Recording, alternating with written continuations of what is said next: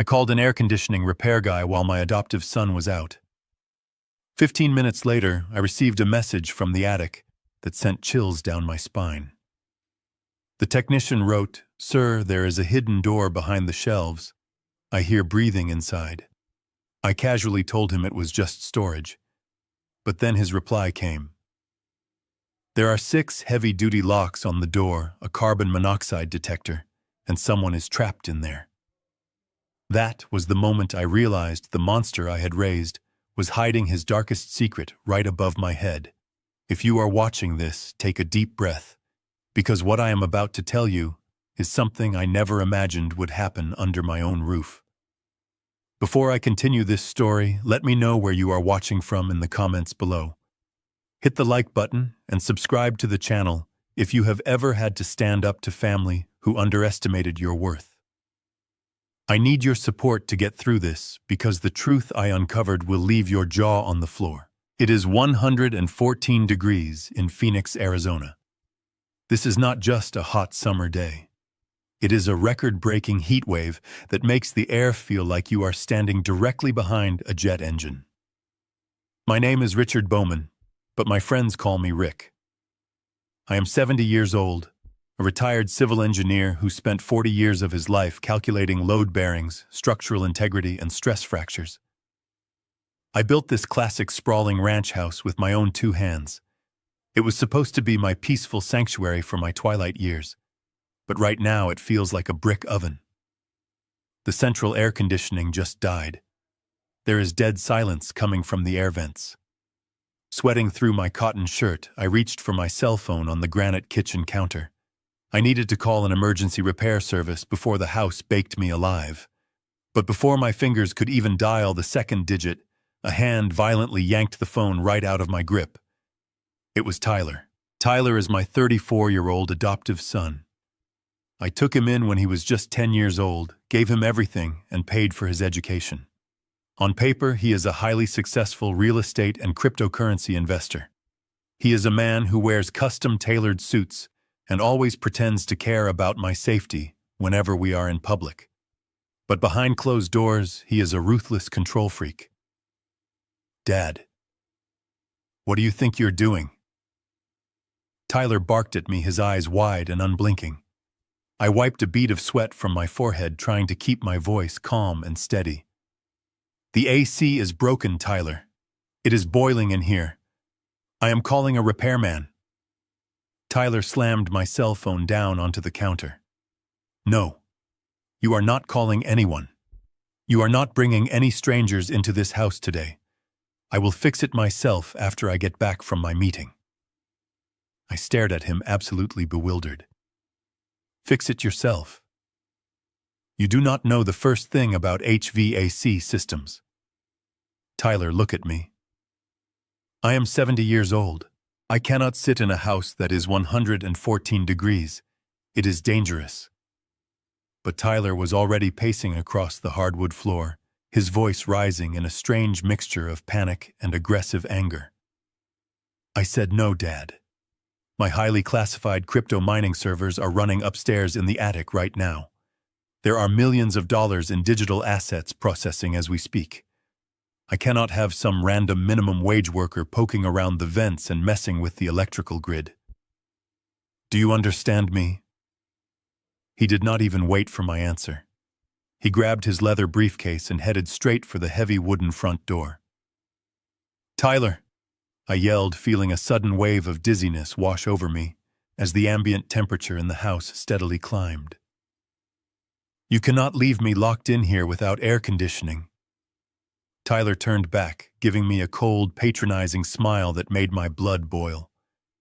"Just drink some tap water, old man. I will be back in 3 hours.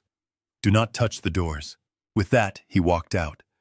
A second later, I heard the heavy mechanical hum of the smart locks engaging.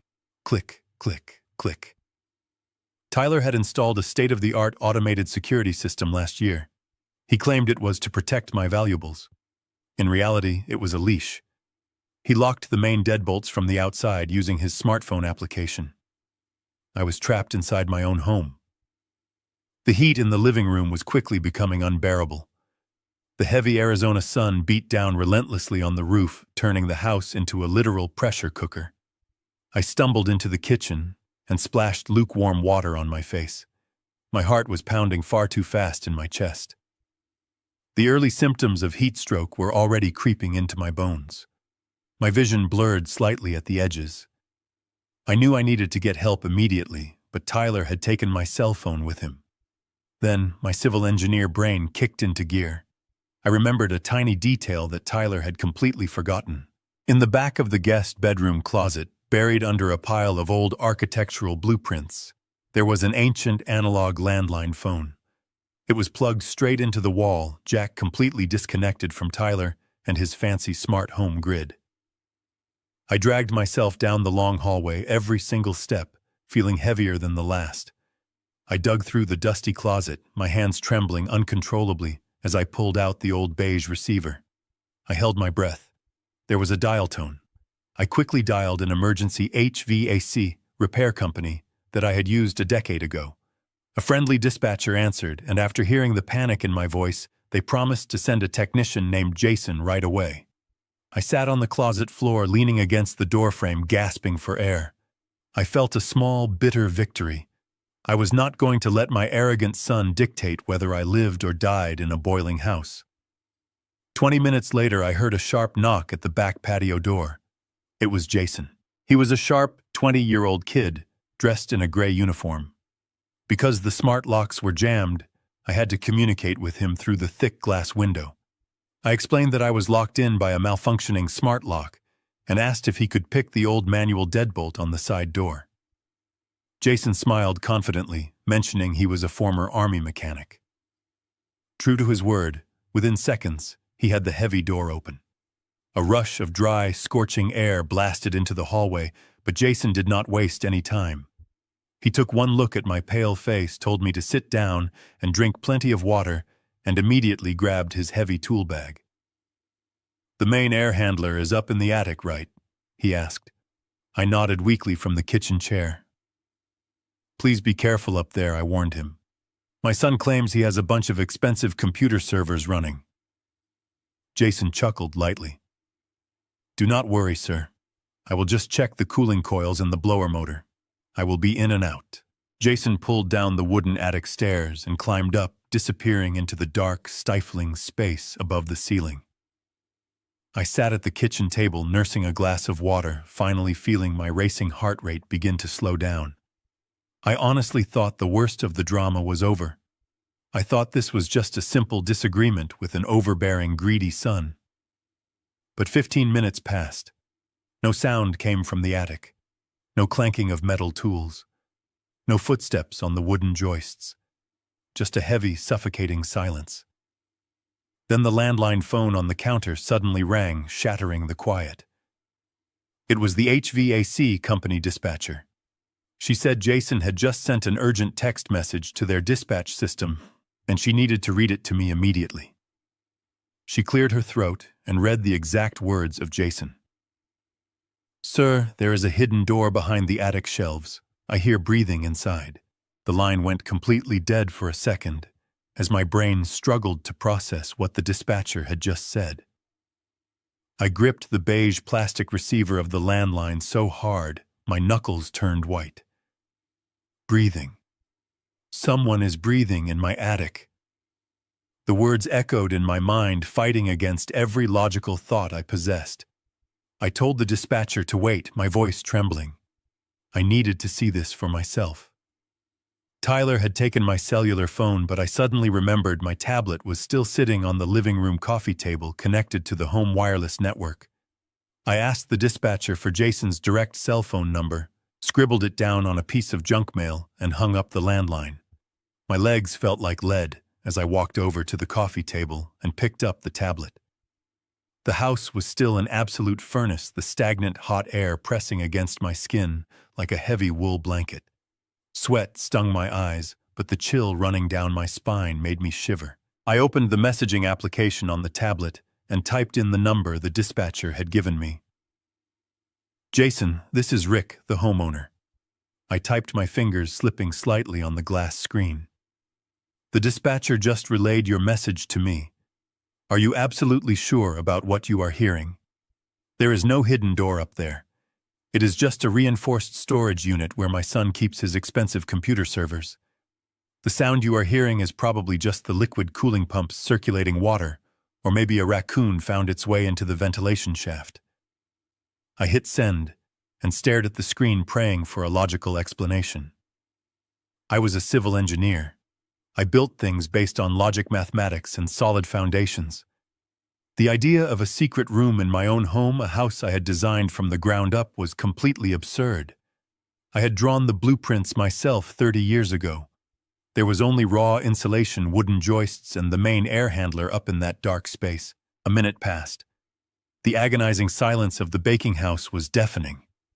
Then a small gray bubble appeared on the tablet screen. Jason was typing. "Sir, with all due respect, I know what a water pump sounds like," Jason replied. "I worked on diesel engines and heavy machinery in the Army for 3 years. Pumps have a rhythmic mechanical hum. This is not mechanical. It is shallow. It is uneven. It is a human breath. And Sir, raccoons do not install biometric security systems." I furrowed my brow, wiping another layer of sweat from my face. Before I could even type a response, the tablet buzzed loudly in my hands. Jason had sent an image attachment. I tapped on the picture to enlarge it, and my breath caught in my throat. The photograph was dark and grainy, illuminated only by the harsh white glare of Jason's flashlight, but the details were unmistakable. Behind a false wall of old cardboard boxes and fiberglass insulation, there was a heavy industrial-grade steel door. But that was not what made my stomach drop into my shoes. It was the hardware. As an engineer, I immediately recognized the specifications. Along the reinforced steel frame, there were 6 heavy-duty commercial-grade deadbolts. They were solid brass high-security locks, the kind you would normally see on a bank vault or a pharmaceutical storage room. And every single one of those locks was installed on the outside of the door. Whoever or whatever was inside that room could not get out. It was not a vault designed to keep thieves out. It was a prison cell designed to keep someone locked inside. My eyes scanned the rest of the photograph. Mounted on the drywall just above the heavy steel door was a small white plastic device with a blinking green light. It was a digital carbon monoxide detector. You only install a carbon monoxide monitor in a sealed, unventilated space if there is a living, breathing organism inside that you need to keep alive. Server racks do not need to worry about carbon monoxide poisoning. I felt a wave of severe nausea wash over me. The suffocating heat of the house suddenly felt entirely different. It felt like a trap. "Are you still there?" Jason texted, a sense of urgency clear even through the short message. "I am standing right next to the hinges. There is a small gap near the bottom seal." "I swear to you, sir, someone is in there. What do you want me to do? Should I try to pry it open with my crowbar?" "No." I typed back frantically, my heart hammering against my ribs like a trapped bird. "Do not touch those locks. If my son installed a system that advanced, there are probably tamper alarms wired directly to his phone. If you try to break the hinges, he will know instantly." I stared at the screen, my mind racing through 1,000 terrifying possibilities. Tyler had been so aggressive this morning. He had locked me inside a boiling house just to keep a repairman away from the attic. He lied about the servers. He lied about the security. The boy I had raised had constructed a literal dungeon right above the living room. A cold sweat broke out across my back. This was not a misunderstanding. This was a nightmare unfolding in real time. I put the tablet down on the cold granite counter and slowly walked toward the main hallway. The ceiling above this corridor was directly beneath the area Jason was investigating. I stood perfectly still, closing my eyes, and forced myself to listen past the ringing in my ears. At first, there was nothing. Just the creaking of the wooden frame expanding in the intense summer heat. But then, as I held my breath, I heard it. A faint, muffled thump. We needed the police right now. My fingers flew across the glass of the tablet as fast as my shaking hands would allow. Jason listened to me very carefully, I typed. Do not try to open that door. Do not make a sound. I want you to crawl behind the thick rolls of pink fiberglass insulation near the air handler and hide. I am calling the police right now. Whatever you do, do not let anyone know you are up there until the officers secure the attic. The reply came almost instantly. Understood. I am hiding. Please hurry, sir. It is like an oven up here. I set the tablet down on the kitchen island. My breathing was ragged, pulling in the thick, stifling air of the baking house. The heat no longer mattered. A cold, sharp clarity had taken over my mind. For 30 years, this house had been a place of safety. Now it was a crime scene. I turned away from the kitchen and moved down the hallway toward the master bedroom. Every step felt deliberate, heavy with the weight of what I was about to do. I walked into the walk-in closet, pushing aside the neatly hanging suits and coats, and knelt down in the far corner. Hidden beneath a false floorboard was a small, heavy steel lockbox. My hands trembled as I spun the mechanical combination dial. 4, 17, 32. The lock clicked open with a heavy metallic thud. Inside, resting on a piece of worn velvet, was my old .38 caliber revolver. I had purchased it decades ago, right after a string of burglaries in the neighborhood, but I had never actually needed to load it. Until today. I reached in and grabbed the cold steel grip. It felt heavy and alien in my hand. I pulled out a small cardboard box of ammunition, carefully sliding 6 brass cartridges into the cylinder. I snapped the cylinder shut with a sharp click. I was not planning to shoot my adoptive son, but I had no idea what he was capable of anymore. A man who could build a hidden prison cell in his own home was a man capable of anything. I slipped the heavy revolver into the waistband of my trousers, making sure my loose shirt covered the grip. I walked back to the guest bedroom closet and picked up the beige receiver of the analog landline phone. The plastic felt slippery with my sweat. I pressed the numbers 911. The dial tone vanished, replaced by a brief silence before a calm, professional voice came on the line. 911, what is your emergency? I took a deep breath, forcing my voice to remain steady and authoritative. I could not sound like a confused old man. I needed them to take me seriously. My name is Richard Bowman, I said. I am reporting a potential hostage situation at my residence. I am currently locked inside my own home by my adoptive son, Tyler Bowman. He has remotely disabled the electronic doors. I have a heating and air conditioning technician trapped in the attic, and he has just discovered a reinforced steel door with external deadbolts. We believe there is someone locked inside that hidden room. The dispatcher paused for a fraction of a second, processing the bizarre and terrifying information. Sir, are you saying someone is being held against their will inside a secret room in your house? Yes, I replied firmly.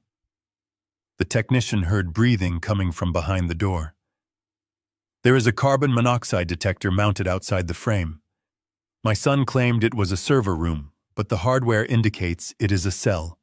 He is highly aggressive and currently away from the property, but he could return at any moment. Please send officers immediately. The ambient temperature in the house is over 100 degrees, and whoever is locked in that room might be suffocating. Units are being dispatched to your location right now, Mr. Bowman, the dispatcher said, her voice dropping into a serious, urgent register. I need you to stay on the line with me. Do you have access to any weapons? I have a .38 caliber revolver, I answered honestly. It is loaded, but I am keeping it holstered. I just want the police here to secure the area. Understood, she replied. Do not confront your son if he returns. Let the officers handle it. I can hear the sirens approaching your sector now. I stood in the sweltering hallway, the landline receiver pressed tightly against my ear. Through the thick, insulated walls of my house, I could hear the faint, distant wail of police sirens. They were coming down the main highway, cutting through the heavy afternoon heat. Relief washed over me for a fleeting moment. The authorities were coming. They would break down the doors, pry open that steel vault in the attic, and end this waking nightmare. But that brief moment of relief was violently shattered. Without warning, a deafening, piercing alarm erupted from the smart home speakers mounted in every room of the house. The sound was a high-pitched, rhythmic shrieking that rattled my teeth and made my heart skip a beat. Red emergency lights began flashing from the motion sensors on the ceiling. Tyler had set up a perimeter alert on his phone application. He had programmed the system to notify him immediately if emergency sirens approached the property line. He knew the police were coming. Through the front bay window, I saw the blinding reflection of sunlight on metal. A black luxury sedan came tearing down the street at a terrifying speed. It was Tyler. The car screeched loudly, burning thick black rubber against the scorching driveway pavement. Simultaneously, 2 white police cruisers swerved onto the lawn, their bright lights flashing. 4 officers jumped out. I watched in absolute shock as they drew their weapons, pointing the dark barrels directly at Tyler as he stepped out of his vehicle. "Show me your hands." One of the officers shouted, his voice cutting through the wail of the sirens. Tyler did not panic. He did not raise his hands in terror like a normal person would. Instead, he slowly closed his car door, let out a long, exaggerated sigh, and raised his hands just to shoulder level, displaying an expression of deep, weary annoyance. "Officers, what is the meaning of this?"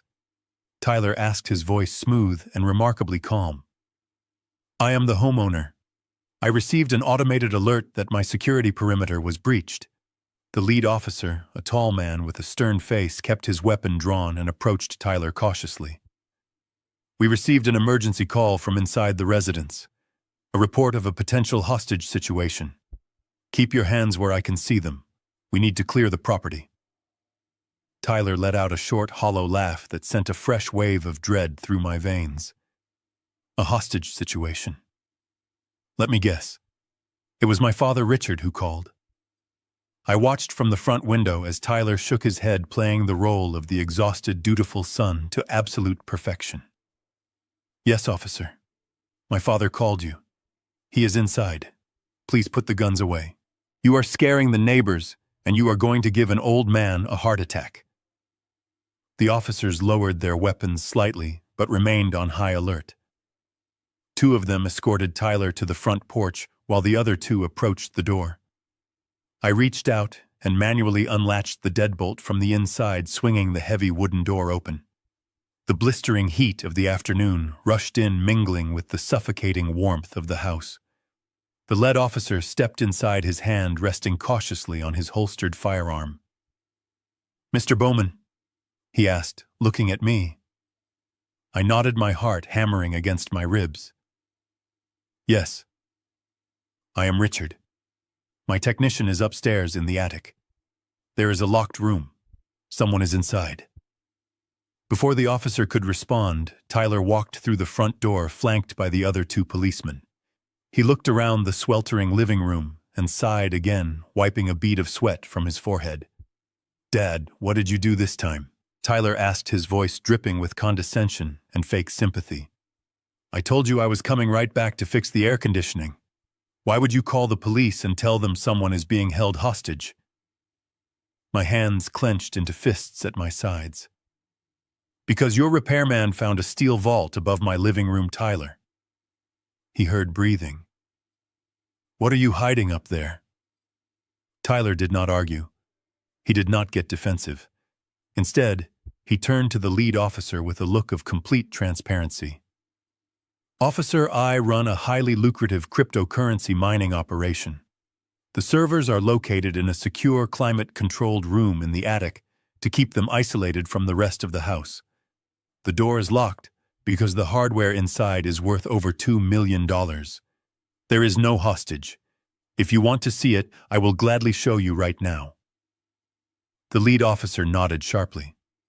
"Lead the way. Show us the room." We all moved toward the hallway. I followed closely behind the officers, my pulse pounding in my ears. I knew what Jason had texted me. I knew what those locks meant. Tyler pulled down the wooden attic stairs and gestured for the officers to go first. The lead cop climbed up, his flashlight cutting through the dark, dusty air of the attic space. I climbed up right behind him, the heat up here feeling absolutely lethal, easily pushing 130 degrees. Jason, the young technician, emerged slowly from behind a thick roll of pink fiberglass insulation, his face pale and dripping with sweat. He pointed silently toward the back of the attic. Tyler stepped up onto the wooden floorboards, completely unfazed by the oppressive heat or the police presence. He walked straight over to the false wall made of old cardboard boxes and casually pushed them aside. Behind the boxes was the heavy steel door Jason had photographed. The officers tensed, illuminating the door with their heavy flashlights. I saw the 6 commercial-grade deadbolts shining dull gold in the beam. Tyler reached into his pocket and pulled out a heavy ring of brass keys. He inserted the first key, turned it with a heavy click, and then proceeded to unlock the remaining 5 deadbolts one by one. I held my breath, my hand instinctively dropping to the heavy revolver hidden under my shirt. I prepared myself for whatever nightmare was about to be exposed. With a final click, Tyler pulled the heavy steel door open. A blast of freezing cold air rushed out into the stifling attic, followed immediately by a deafening rhythmic mechanical hum. The officers stepped forward, shining their lights inside. I peered over their shoulders, my stomach tying into knots. There was no hostage. There was no padded cell. All I saw was a narrow, meticulously organized room, lined with massive racks of glowing computer equipment. Brilliant blue and green diode indicators flashed rapidly in the dark. Thick, transparent tubes filled with liquid snaked through the servers. The rhythmic, uneven sound Jason described as breathing was overwhelmingly loud. It was the synchronized suction of heavy liquid cooling pumps. Tyler turned to the lead officer, raising his voice to be heard over the noise. "As you can see, officers, this is my mining rig. The locks are not to keep someone inside. They are to keep thieves outside. That carbon monoxide detector is an environmental sensor hooked up to my phone to monitor coolant gas." The lead officer lowered his flashlight, clearly satisfied and annoyed by the false alarm. Tyler gave Jason a cold glare before turning back. His expression softened into tragic sorrow as he looked at me with fake pity. "My poor dad has dementia. He hallucinates." The silence that followed his words was heavier than the blistering heat of the attic. I stood frozen, my eyes darting from Tyler to the lead officer. Hallucinates. He had just erased my credibility with a single perfectly delivered lie. The tense, coiled energy of the police officers instantly evaporated. I watched as shoulders relaxed, hands moved away from holstered weapons, and heavy flashlights were casually lowered toward the dusty floorboards. The lead officer let out a long, frustrated exhale, shaking his head. He looked at me not with suspicion, but with a mixture of pity and deep annoyance. "No," I protested, my voice cracking slightly under the strain of the stifling air. "You are not looking closely enough. Look at the dimensions of this space. Look at the depth. There is another door behind those racks." I stepped forward, pointing a trembling finger toward the back of the narrow server room. Beyond the flashing lights and the thick, winding tubes of coolant, there was a secondary partition, a solid reinforced panel that looked entirely out of place for a simple computer rig. I turned back to the officers. "You have to open that inner door. That is where the sound is coming from." Tyler let out a dramatic, weary sigh, pinching the bridge of his nose as if dealing with an unruly toddler. "Dad, please stop this. You are embarrassing yourself." He turned his attention back to the police. "Officers, that back partition is a hermetically sealed clean room. I repair sensitive motherboards and delicate microchips in there. It is a dust-sealed environment. If you force that door open right now, the sudden influx of unfiltered attic dust and extreme heat will instantly destroy over $400,000 worth of exposed hardware. I cannot allow you to breach that room without a court order, and frankly, you have zero probable cause to do so." The lead officer held up his hands in a placating gesture, completely buying into Tyler's flawless corporate excuse. "We are not going to force entry into a sealed clean room, Mr. Bowman. We have seen enough here. There is no hostage. There is no emergency." He turned his stern gaze directly onto me, stepping closer so his towering frame cast a shadow over my face. "Sir, do you realize what you did today? You called in a high-priority hostage situation. We pulled 4 units off patrol. We were seconds away from calling in a tactical response team. Making a false report of this magnitude is a serious criminal offense." I felt the blood drain from my face. "I am not making a false report," I insisted, my voice dropping to a desperate whisper. "I am an engineer. I know what a secure facility looks like. This is not right. Please, you have to listen to me." But the officers were already turning away. The second policeman spoke up, his tone flat and uncompromising. "Listen to your son, sir.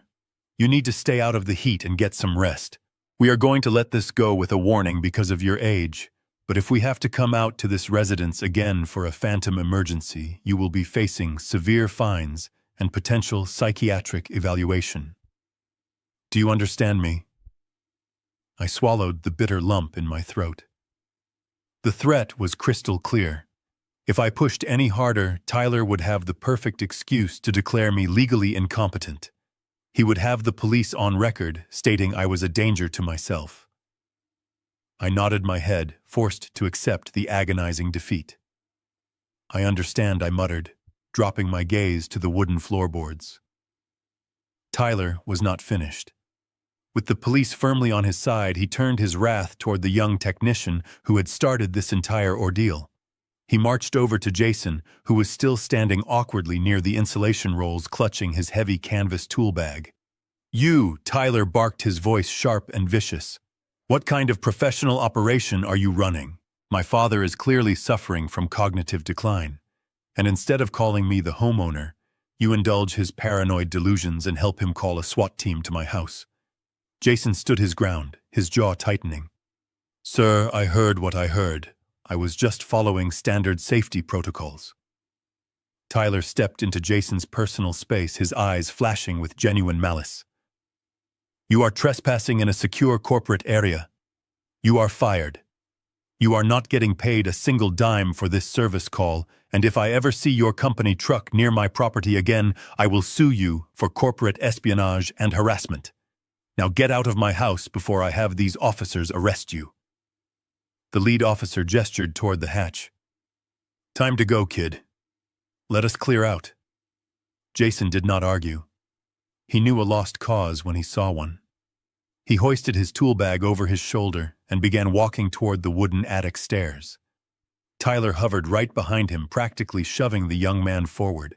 "Move it," Tyler snapped, making sure Jason did not get another look at the server room. I stood near the edge of the access hatch, feeling utterly defeated, my heart heavy with an overwhelming sense of helplessness.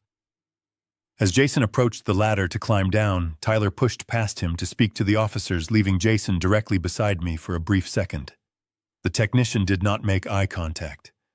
He kept his head bowed, looking like a thoroughly beaten man. But as he brushed past my side, I felt his hand quickly brush against mine.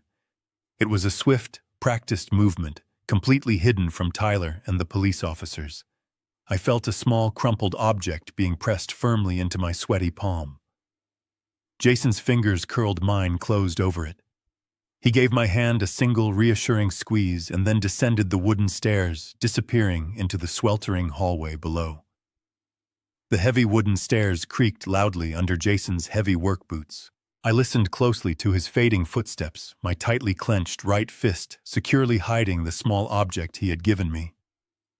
The solid front door opened and closed with a heavy thud. The police officers were finally gone.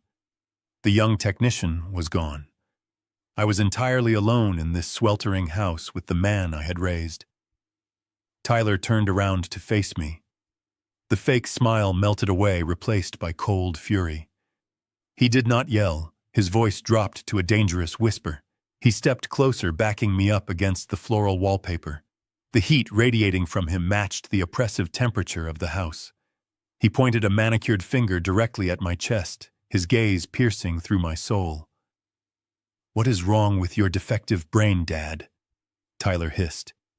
"Do you have any idea what you just risked?" You brought armed police into my space. You jeopardized a sensitive operation because you cannot distinguish reality from your senile hallucinations. You embarrassed me in front of the authorities. I stood there, my heart pounding, fighting every instinct to punch his arrogant face. I am an engineer. I am a man of science and logic. But right now, truth was a dangerous luxury I could not afford. I needed him to believe he was in absolute control. Tyler stepped closer, invading my space. Let me make this clear, he continued, his tone laced with venom. I hold the power of attorney over your medical decisions. You signed those legal papers 5 years ago when you had your mild stroke. If you ever pull a stupid stunt like this again, I will not hesitate. I will call a state-appointed psychiatrist tomorrow morning. I will have you declared legally incompetent before noon. You will spend your remaining days drooling into a plastic cup at a state nursing home while I sell this house. Do we understand each other? The cruelty of his words felt like a physical blow. This was the little boy I had taught to ride a bicycle in this very driveway. The boy whose college tuition I paid in full. Now he was threatening to erase my freedom and dignity. My pride screamed at me to fight back, to draw the heavy revolver tucked into my waistband, to demand answers about what was really behind that steel door. But I knew the law. I knew Tyler had the resources and legal standing to follow through on his threat. If I got locked in a psychiatric ward, whoever was trapped in that attic would surely die there. I had to swallow my pride. I had to play the long game. I forced my shoulders to slump in defeat. I let out a shaky breath and allowed my hands to begin trembling violently. I widened my eyes, filling them with the vacant, terrified confusion of a fragile man losing his grip on reality. I am sorry. Tyler, I whimpered, making my voice crack and pitch higher than normal. I am so sorry. I do not know what came over me. The extreme heat made my head spin. I thought I heard terrible things. The house was so hot, and I got terribly scared. Please do not put me in a home. I promise I will not call anyone else today. Tyler stared at me, his cold eyes searching my wrinkled face for any sign of deception. He watched my violently trembling hands, my hunched posture, my tearful expression.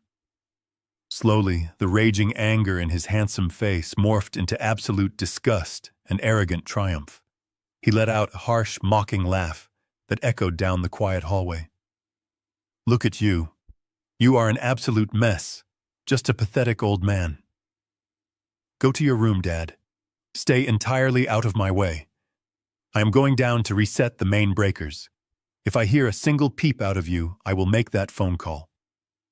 I nodded vigorously, playing the obedient broken elder to absolute perfection. I shuffled slowly down the hallway, dragging my feet heavily across the polished hardwood floor, keeping my head bowed low in total submission. I did not look back until I reached my master bedroom. I stepped inside quickly and closed the heavy oak door behind me, locking the deadbolt as quietly as humanly possible. The exact moment the brass lock clicked, my violent trembling stopped completely. My hunched posture straightened instantly. The confused, broken old man vanished entirely, replaced by the furious, highly focused civil engineer. I walked purposefully over to the edge of my large bed and sat down. The massive house was still completely silent. I took a very long, deep breath, steadily calming my racing heart. Slowly, I opened my tightly clenched right fist. My palm was completely slick with nervous sweat. Resting quietly in the exact center of my wrinkled hand was the small, crumpled object Jason had secretly slipped to me. I gently smoothed out the wrinkled material with my thumb. It was a brightly colored piece of cheap plastic packaging, a small torn wrapper from a commercial bag of gummy bears.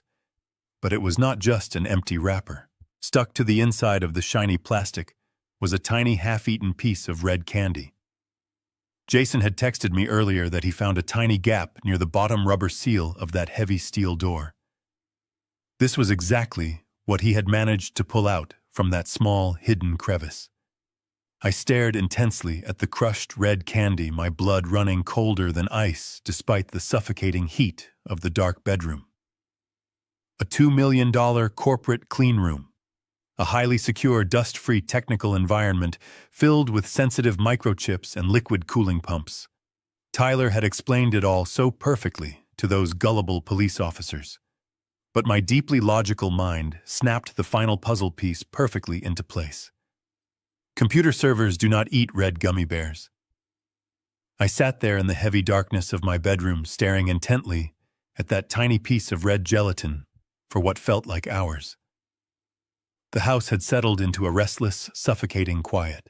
The central air conditioning was still broken, leaving the indoor temperature hovering in the miserable upper 90s. But the oppressive heat pressing against my skin was absolutely nothing compared to the cold, calculating dread pooling in my stomach. The digital clock on my nightstand glowed with a faint crimson light, displaying 2:00 in the morning. I could not sleep. Every time I closed my eyes, I heard that ragged, uneven breathing Jason had described, echoing in my mind like a haunting rhythm. I carefully folded the plastic wrapper and placed it safely inside the breast pocket of my cotton shirt. I lay back down on the mattress, resting my head against the damp pillow, and stared straight up at the smooth white ceiling. For the first time all day, I forced my turbulent emotions aside. I stopped thinking like a terrified, betrayed father, and I started thinking like a veteran civil engineer. I had spent 40 years of my life designing commercial foundations, calculating load bearings, analyzing stress fractures, and ensuring that structures could withstand the immense pressures of gravity and time. I knew how buildings worked. More importantly, I knew exactly how this specific building worked because I had built it with my own 2 hands. My mind drifted back 30 years to the dusty construction site that eventually became this sprawling ranch house. I remembered the harsh Arizona sun beating down on my shoulders as I framed the roof. I remembered the distinct smell of fresh-cut pine and the heavy thud of my framing hammer hitting the nails. When I designed the attic space, it was strictly intended for basic ventilation and lightweight seasonal storage. I had used standard 2x6 wooden floor joists, spaced exactly 16 inches apart. In the world of structural engineering, that specific configuration has a very strict mathematical limit. It is designed to safely support a live load of exactly 40 pounds per square foot. I closed my eyes, visualizing the hidden room Tyler had revealed to the police officers earlier that afternoon. I pictured the massive metal server racks, the thick glass tubing, the dense clusters of computer processors, and the large industrial reservoirs of liquid cooling fluid. Tyler had confidently looked those seasoned police officers dead in the eye and claimed he was operating a $2 million cryptocurrency mining farm in that confined space. The mathematics simply did not add up. It was a complete structural impossibility. A single high-density server rack loaded with active mining equipment and liquid cooling hardware weighs roughly 2,000 pounds. Tyler claimed to have an entire row of them packed into a narrow, hermetically sealed clean room. If you concentrate that much immense physical weight onto a standard residential wooden frame, the laws of physics demand an immediate and visible reaction. The 2x6 pine joists would experience catastrophic deflection. The sheer downward force of thousands of pounds of solid steel and heavy liquid would cause the wooden beams to bend significantly under the extreme pressure. I opened my eyes and looked at the ceiling again. My master bedroom was located directly adjacent to the main hallway, right beneath the area where Tyler had built his heavy steel fortress. If there truly were thousands of pounds of heavy servers sitting right above my head, the drywall ceiling would be noticeably bowing downward. The rigid plaster compound along the seams would be cracking, splitting, and flaking away under the extreme structural tension. The wooden door frames in the hallway below would be warping out of shape, making the heavy doors stick or fail to close properly. But the ceiling above me was perfectly flat. The painted seams were completely flawless. The doors swung smoothly on their hinges without catching the floorboards. The realization hit me with the devastating force of a runaway freight train. The servers were entirely fake. The flashing blue and green indicator lights, the deafening hum of the liquid cooling pumps, the impressive metallic racks. It was all a meticulously crafted, theatrical set. Tyler had probably constructed hollow aluminum frames, installed some cheap, programmable light, emitting diodes, and wired a heavy-duty audio speaker to play a continuous loop of industrial mechanical noise. He had built a flawless stage prop designed specifically to fool casual observers and intimidate local law enforcement. It was a brilliant, terrifying illusion meant to completely mask the true purpose of that hidden room. And the true purpose of that room, 8 red gummy bears. A sharp pang of sorrow twisted deeply in my chest, but I ruthlessly pushed it down. I could not afford to be emotional right now. I was dealing with a highly intelligent, methodical sociopath who had unlimited financial resources and a chilling capacity for manipulation. Tyler had anticipated every single variable. He had manipulated the police into officially documenting me as a delusional old man. He had established a legal foundation to have me committed to a psychiatric facility if I ever raised the alarm again. If I simply called the authorities back tomorrow, they would arrive with straitjackets instead of flashlights. I needed undeniable concrete proof. I needed irrefutable evidence of what was actually breathing behind that second steel partition. I needed something so visually shocking and undeniable that the police would have no choice but to breach that room immediately. But getting that evidence felt like an impossible puzzle. Tyler had turned my own home into a digital fortress. He had installed high-definition motion-activated cameras in the main hallway. The smart home system monitored every door, every window, and every sudden shift in ambient temperature. If I tried to walk down the hall, my movement would instantly ping his smartphone. If I tried to pick the locks on the attic door, the tamper sensors would alert him before I even got the first bolt open. I was effectively a prisoner in a house without bars, trapped by invisible tripwires and wireless signals. I lay in the sweltering darkness, listening to the faint hum of the refrigerator in the kitchen. My engineering mind began to strip the complex problem down to its core components. I needed a blind spot. I needed to bypass the digital sensors using purely analog methods. I needed to see through a solid floor without making a single sound. The digital clock on my nightstand shifted to 3 o'clock in the morning. I slowly sat up on the edge of the mattress. A dangerous, brilliant plan was beginning to form. Morning arrived with a cruel baking intensity. The Arizona sun pierced through the gaps in my bedroom blinds, casting long, harsh shadows across the floorboards. At exactly 7 in the morning, I heard the heavy footsteps of my adoptive son walking down the hallway. Tyler had reset the main breakers late last night, restoring the central air conditioning. The house was finally cooling down, but the profound chill in my bones had absolutely nothing to do with the thermostat. There was a sharp knock on my door. I opened it slowly, playing my part. Tyler stood there dressed immaculately in a charcoal-tailored suit, a sleek leather briefcase gripped tightly in his right hand. He looked down at me with an expression of supreme authority. "I have an emergency meeting in Tucson today," he stated, his tone flat and uncompromising. "I will be gone until late this evening. The security system is fully armed. Do not touch the doors. Do not call anyone. Just sit in your chair and watch television. If I get a single alert on my phone, you know exactly what will happen tomorrow morning." I nodded slowly, casting my eyes downward in a display of pathetic obedience. "Have a safe trip," I mumbled quietly. Tyler scoffed, turning on his heel without another word. A minute later, I heard the heavy front door slam shut. The mechanical deadbolts engaged with their familiar heavy clicks. I walked over to the front window and peeked carefully through the slanted blinds. I watched his black luxury sedan pull out of the driveway and disappear down the sun-baked street. As soon as his car turned the corner, the frail, frightened old man routine vanished entirely. I had a very narrow window of time and a monumental physical task ahead of me. Tyler believed his digital fortress was completely impenetrable. He had installed high-definition cameras at both ends of the main hallway and sensitive motion sensors near every primary doorway. If I simply stepped out of my bedroom and walked toward his locked home office. A push notification would hit his phone before I even turned the doorknob. But Tyler was a software guy.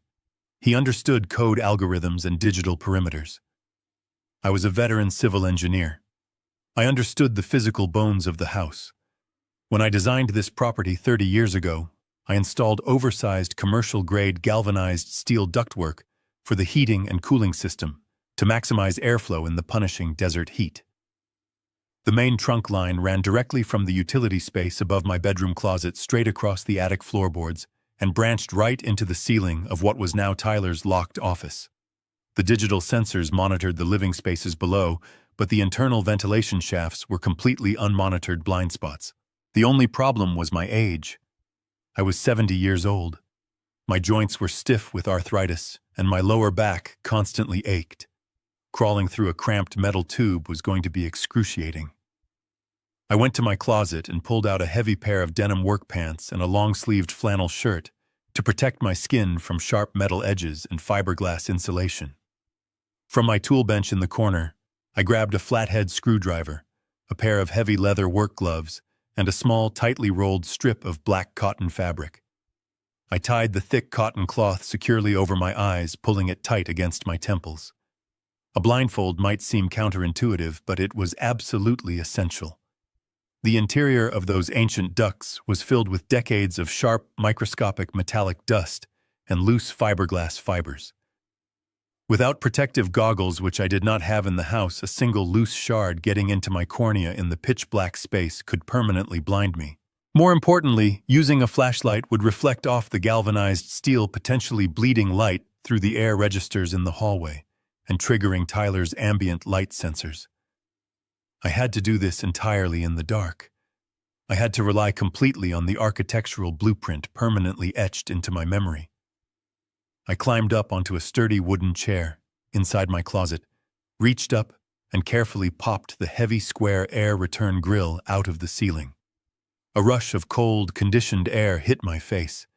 I grabbed the edge of the opening, summoned every ounce of strength remaining in my aging muscles, and pulled myself up into the dark, echoing chamber of the ductwork. My shoulders barely cleared the sides. The cold metal pressed uncomfortably against my chest and back. I lay there for a moment, catching my breath, adjusting to the absolute suffocating darkness behind the blindfold. I began to crawl. It was a slow, agonizing process. I pulled myself forward inch by inch, using my elbows and the rubber soles of my shoes to find traction on the smooth, slick steel. The deafening roar of the air handler rushed past my ears. My breathing was heavy and labored, echoing loudly inside the confined space. Every movement sent a sharp spike of pain shooting through my lower back and arthritic knees. But I forced myself to keep moving. I counted the ridges in the metal to track my distance. 1 yard, 2 yards. The smell of old dust and cold zinc filled my nostrils. I knew there was a sharp 90-degree right turn approaching. I reached out with my heavy leather glove, feeling the cold steel seam of the junction. I twisted my body painfully, contorting my spine to make the tight corner. I could feel the vibrations of the cooling unit thrumming through the floor of the duct. I was crawling directly underneath the hidden room where someone was being held captive. The thought of that terrified breathing gave me a sudden surge of adrenaline.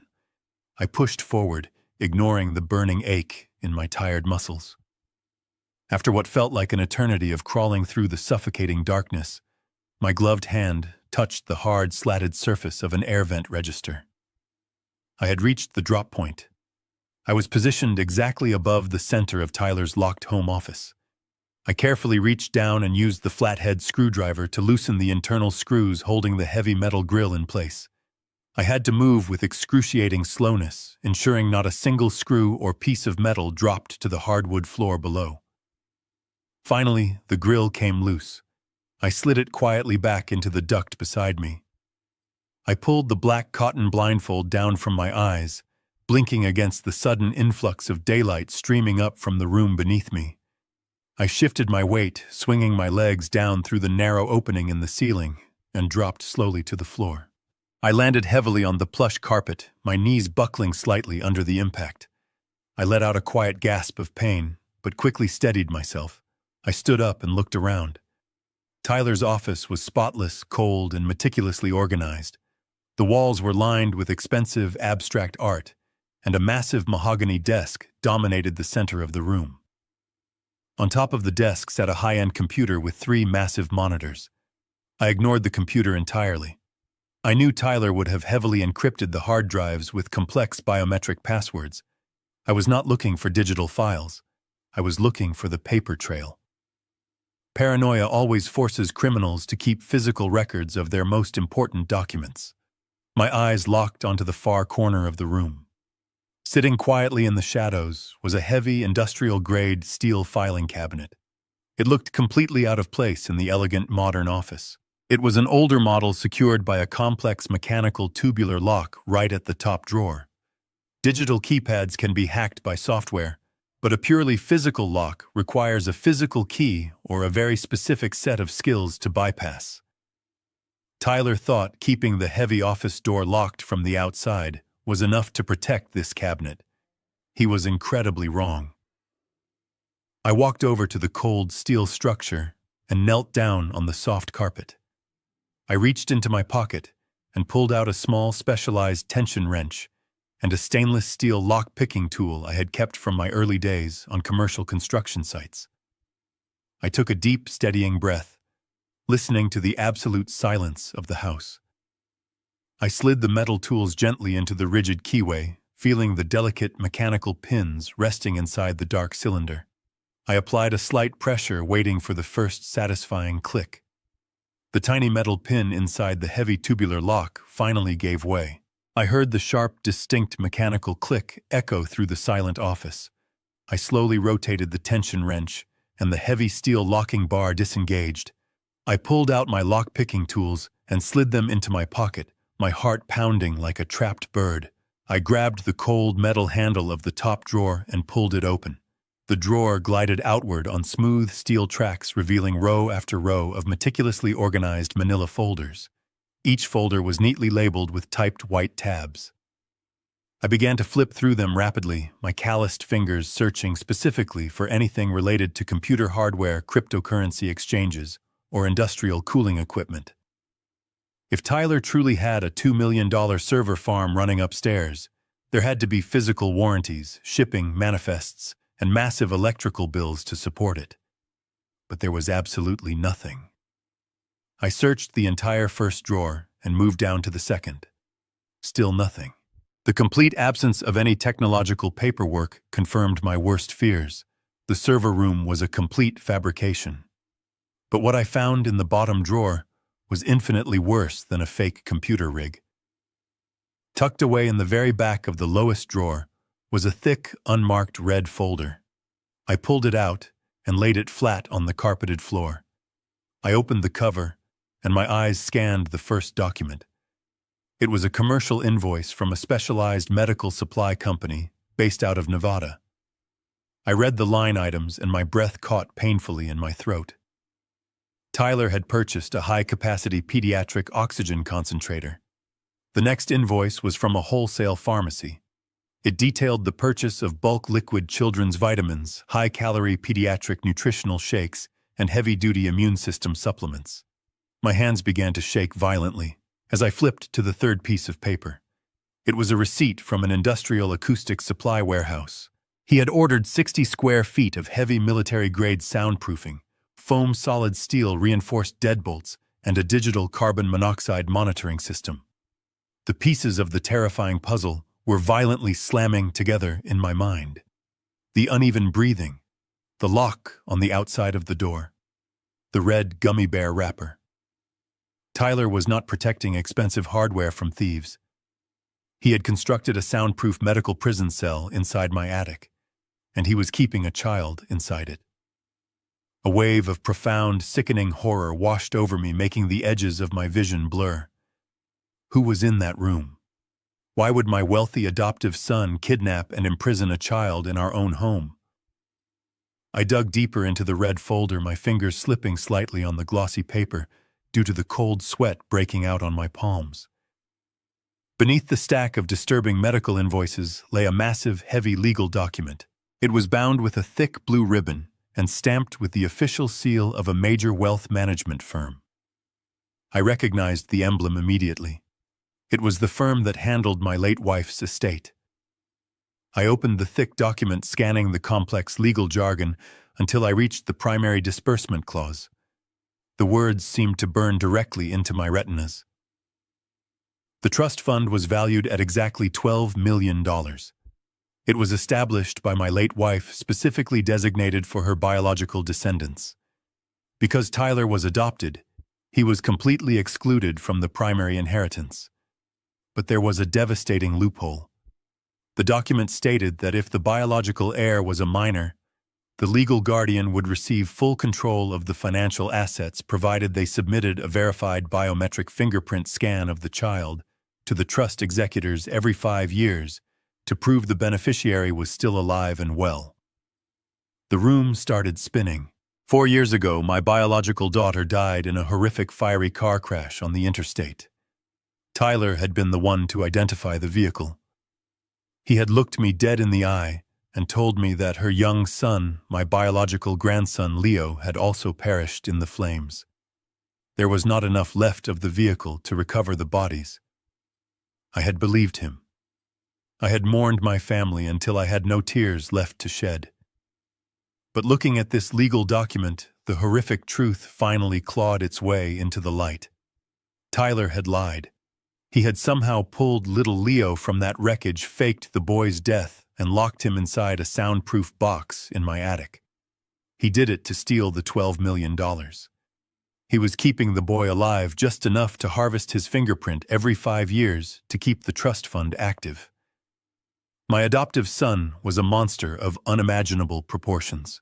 I felt a scream rising in my chest, a primal howl of grief and pure rage, but I violently bit down on my own tongue, tasting hot copper blood.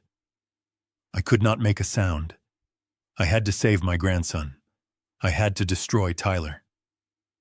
I gathered the horrific documents and placed them back inside the red folder. I carefully stacked the medical invoices perfectly so Tyler would never suspect anything was moved.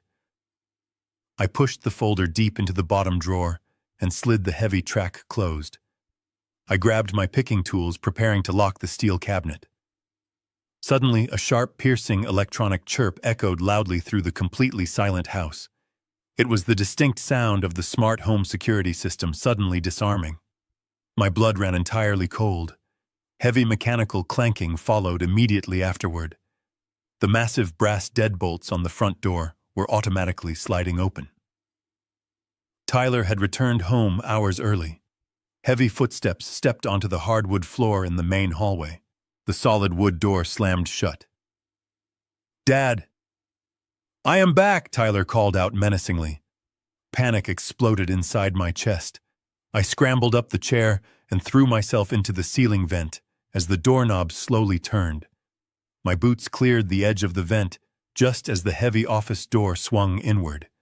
I lay flat on the cold steel inside the ductwork, holding my breath until my lungs burned. Through the slats of the grill I had hastily slid back into place, I saw the top of Tyler's head. He walked into the center of the room and stopped. The silence was absolute. Did he notice the smell of sweat? Did he see a disturbance in the carpet? My heart hammered against my ribs. Tyler let out a long sigh, dropped his leather briefcase onto the desk, and walked over to the filing cabinet. I squeezed my eyes shut, praying my lock-picking had not left any scratches on the tubular lock. A few agonizing seconds passed. Then the office door opened and closed again. The deadbolt clicked into place. He had not noticed. I did not waste a second.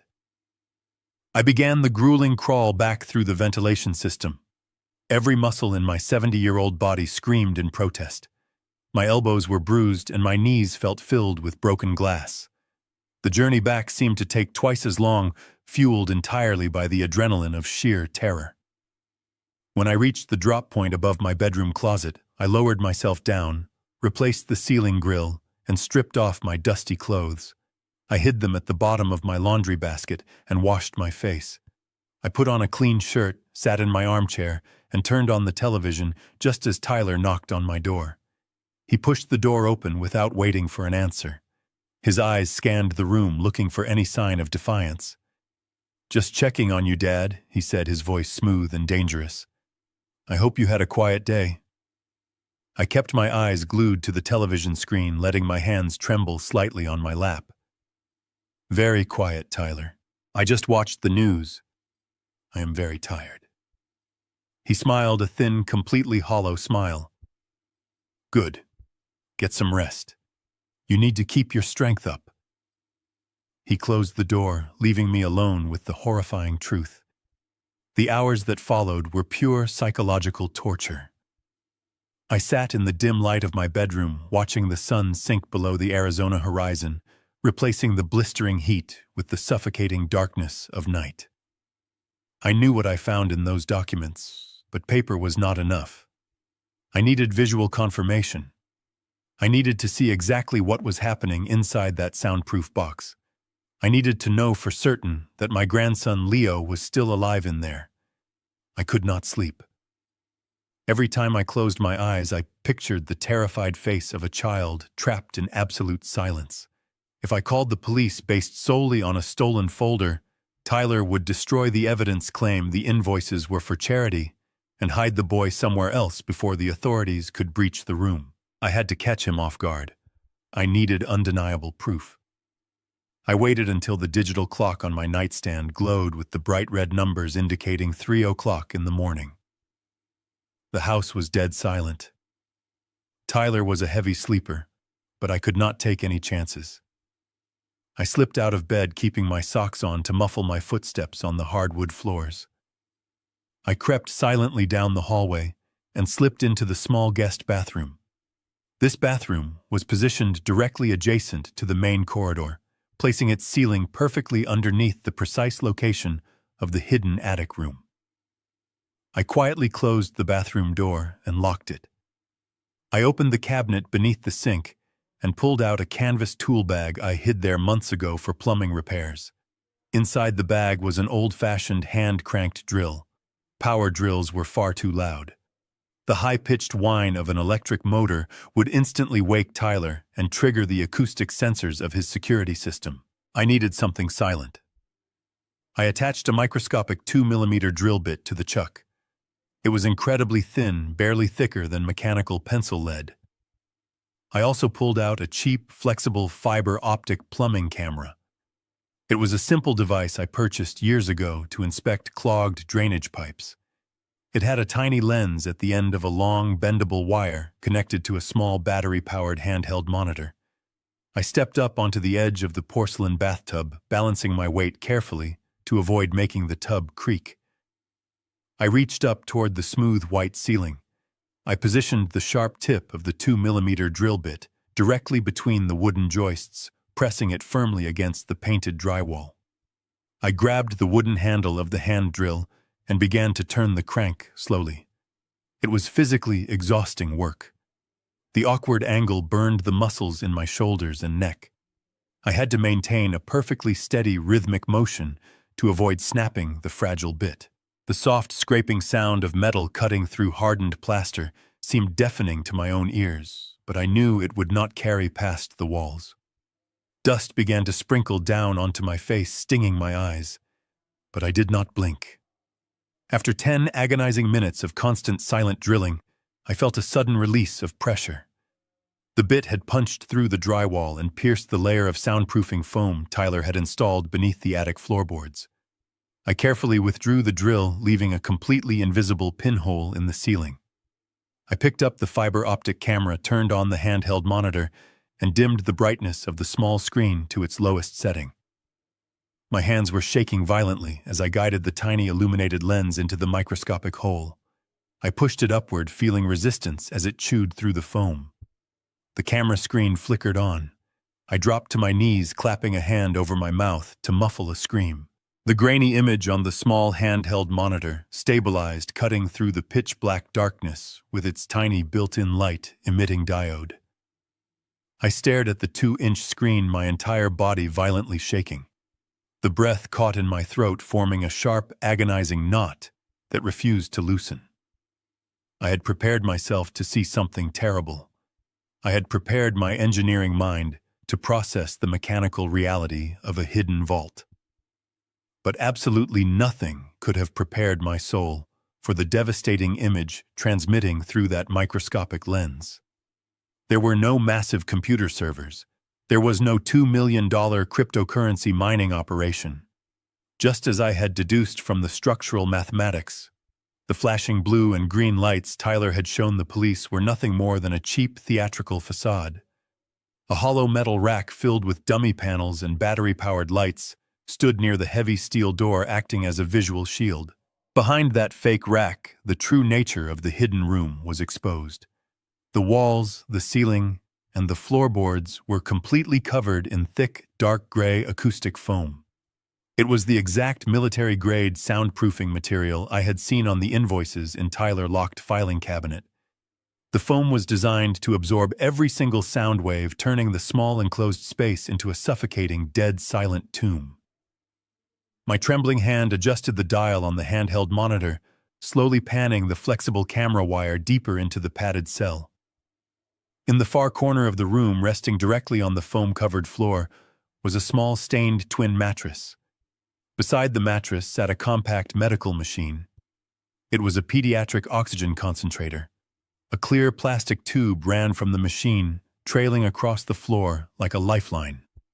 The machine hummed with a low, rhythmic suction. That was the uneven, shallow breathing Jason had heard. That was the mechanical heartbeat of this hidden prison. I pushed the fiber optic wire slightly further through the ceiling, angling the tiny lens downward toward the mattress. A small, frail figure lay curled beneath a thin gray blanket. My heart shattered into a million jagged pieces. It was a young boy. He looked to be about 7 years old. His tiny body was curled into a tight, defensive ball. He was devastatingly malnourished. His arms, protruding from the short sleeves of a faded t-shirt, were little more than skin and bone. His complexion was incredibly pale, holding the sickening, translucent pallor of someone who had not felt the warmth of natural sunlight in years.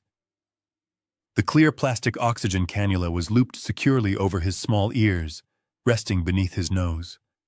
His chest rose and fell in a slow, labored rhythm, perfectly matching the mechanical hum of the concentrator beside him. Tears, hot, thick, and blinding, streamed down my weathered face. I pressed my knuckles against my lips, biting down hard on my own flesh to stop myself from howling in pure agony. The boy shifted weakly on the mattress, reaching out a fragile hand to clutch a worn, dirty, stuffed bear. The movement was incredibly slow, drained of all the vibrant energy a child his age should naturally possess. Tyler had kept him alive. He had fed him the bulk vitamins and nutritional shakes I saw on the invoices, giving him just enough sustenance to survive, but keeping him weak enough to prevent any chance of resistance or escape. I needed to see his face. I needed to know who this innocent child was, even though a dark, terrifying intuition was already clawing at the edges of my mind. My hands were slick with cold sweat, making it difficult to grip the smooth plastic controls of the monitor. I carefully twisted the dial, engaging the digital zoom feature on the cheap plumbing camera. The grainy pixels on the screen enlarged, blurring slightly, before the autofocus corrected the image. The camera lens was now virtually hovering just a few feet above the sleeping child. As if sensing the microscopic intrusion, the boy shifted restlessly. He let out a soft, muted cough that barely registered on the internal microphone. He turned his head slowly upon the flat pillow, rolling away from the wall and facing directly toward the center of the room. The tiny light from my camera briefly illuminated the side of his face and the back of his neck. My blood turned to absolute ice. The digital monitor nearly slipped from my numb fingers. Time completely stopped in that sweltering, silent bathroom. The air vanished from my lungs. There, located just behind the shell of his right ear, resting against his pale, delicate skin, was a very distinct, deeply pigmented birthmark. It was shaped exactly like the letter V. I collapsed forward, my forehead resting heavily against the cold porcelain rim of the bathtub. The world spun violently around me. The pieces of the red folder, the trust fund document requiring a biological fingerprint every 5 years, the horrific fiery car crash 4 years ago that supposedly claimed the lives of my daughter and my grandson. Tyler's calm, reassuring voice as he told me there was nothing left to bury. It had all been a meticulously calculated, monstrous lie. Tyler had pulled the child from the wreckage before the flames consumed the vehicle. He had brought the boy here into the attic of the very house I built and locked him away in a soundproof box. I looked back at the small monitor, my vision completely blurred by a fresh wave of agonizing tears. I stared at the frail, sleeping face of the little boy who had been robbed of the son of his mother and of his childhood. The boy Tyler was keeping as a living, breathing key to a $12 million inheritance. The child lying on that dirty mattress was Leo. He was my biological grandson. And against all the absolutely terrible and incredibly cruel odds stacked against him, he was alive. I stared at the tiny monitor until the image blurred into a sea of gray pixels. The child lying on that dirty mattress was Leo. He was my biological grandson. And against all the absolutely terrible and incredibly cruel odds stacked against him, he was alive. I pulled the fiber optic camera out of the ceiling, my hands shaking so violently that the wire slapped against the porcelain bathtub. I sank onto the cold tile floor of the bathroom, pulling my knees to my chest. A silent, agonizing sob ripped through my throat. I pressed my face into my hands, weeping with a depth of sorrow I had not felt in years. The tears were a chaotic mixture of profound relief and unspeakable horror. For 4 years, I had mourned a ghost. For 4 years, I had stood over a small marble headstone in the local cemetery, whispering apologies to an empty grave. The memories of that horrific night rushed back to me with the force of a physical blow. It was exactly 4 years ago, during a rare torrential desert rainstorm. The police called my house at 2 a.m. They told me there had been a devastating accident on the interstate highway. My only biological daughter had been driving home from a family gathering. Her vehicle had hydroplaned, crashed through the concrete guardrail, and plummeted down a steep embankment before bursting into flames. I was too devastated, too paralyzed by the sudden shock, to even speak. Tyler had immediately stepped in. He had played the role of the strong, capable son. He drove to the coroner office. He spoke with the highway patrol. He handled all the terrible, gruesome details that a grieving father could not bear to face. When Tyler finally returned home the next morning, his clothes smelled of smoke and rain. He sat me down on the living room sofa, placed his hands on my shoulders, and delivered the final, crushing blow. He told me the fire had been too intense. He said the police found the melted remains of a child's safety seat in the back of the burned wreckage.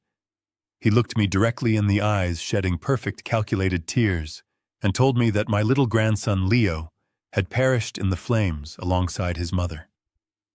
There was nothing left to recover. There was nothing left to bury.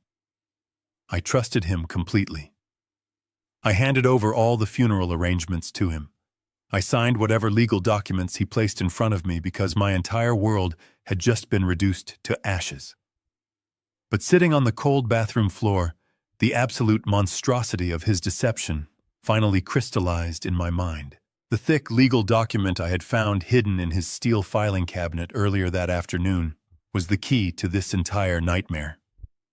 Before my late wife passed away a decade ago, she had inherited a substantial family fortune. She placed exactly $12 million into an ironclad trust fund. The stipulations of that trust were incredibly specific. The money was strictly designated for her direct biological descendants. Because Tyler was an adoptive child, he was legally excluded from the primary inheritance. He could never touch the principal amount. But there was a single devastating loophole written into the fine print of that legal paperwork. If the primary biological heir was a minor, the designated legal guardian would be granted full administrative control over the financial assets. They could draw from the millions to cover living expenses, education, and investments. But the wealth management firm required concrete proof that the child was still alive to prevent fraud. They mandated a live biometric fingerprint scan of the beneficiary every 5 years to release the next block of funding. Tyler did not pull little Leo from that wreckage out of compassion. He did not save his nephew because he loved him. He took that innocent child from the crash site before the authorities could properly document the scene, and he locked him away in a soundproof box. Tyler was keeping the boy alive for one reason and one reason only. Leo was not a human being to him. He was a biological access key. He was a living password to a $12 million bank account. Tyler was feeding him just enough liquid vitamins and canned oxygen to keep his heart beating, but keeping him malnourished and weak so he could never cry out, never fight back, and never escape. In a year, the next 5-year trust cycle would require a new biometric scan. Tyler would simply walk into that padded cell, press the frail finger of a terrified 7-year-old boy onto a digital scanner, and walk away with millions of dollars in fresh capital. The sheer magnitude of the evil operating inside my own home was almost impossible to comprehend. I had shared meals with this monster. I had praised his business acumen. I had thanked him for taking care of me in my old age. All the while, the blood of my family was on his hands, and the last remaining piece of my heart was locked in a dark, suffocating prison directly above my living room ceiling. The agonizing sorrow that had paralyzed me just moments ago suddenly began to evaporate, replaced by something entirely different. A cold, dark, and utterly ruthless anger began to spread through my veins. It was a terrifying, quiet rage, the kind of rage that does not scream or throw punches but patiently builds a guillotine. I slowly stood up from the bathroom floor. My joints popped, and my muscles ached, but the frailty of the 70-year-old man was completely gone. I carefully packed the drill and camera. I wiped the dust from the rim. I swept the floor clean. I looked in the mirror. My eyes were red, but my jaw was set like solid granite. Tyler thought he had won, but I was about to dismantle his entire life. I spent the rest of the night sitting in the dark corner of my bedroom, watching the hands of the wall clock drag through the early morning hours. I did not sleep a single wink. My mind was a chaotic storm of grief rage and meticulous calculation. The Arizona sun eventually began to rise, casting a pale, cold morning light through the slats of my window blinds. It was another scorching summer day outside, but inside my chest the temperature was absolute zero. I had to mentally prepare myself for the most difficult performance of my entire life. I had to look into the eyes of the man who had stolen my grandson, the man who lied about the death of my daughter, and pretend I was completely oblivious. I walked to the mirror above my dresser and studied my reflection. I looked old, frail, and defeated. Dark circles under my eyes and the pale, drawn skin of my face played perfectly into the role I needed to assume. I practiced a weak, submissive smile. I let my shoulders slump forward, hiding the tension coiled inside my muscles. Around 7 in the morning, I heard the familiar sounds of the house waking up.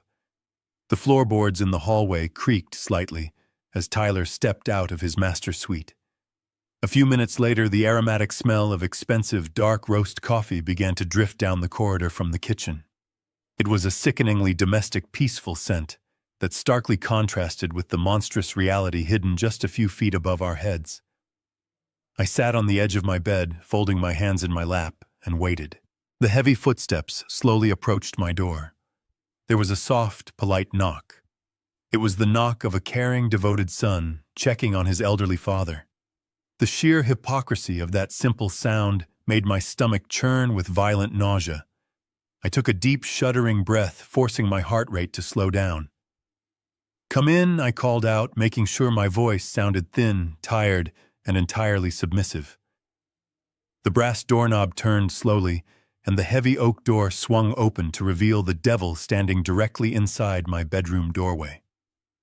Tyler stepped into the room holding a steaming ceramic mug. He was dressed in a casual but expensive linen shirt, looking completely relaxed and perfectly rested. There was not a single trace of guilt or burden on his handsome face. "Good morning, Dad," he said, his voice dripping with artificial warmth and manufactured concern. "I made you fresh coffee.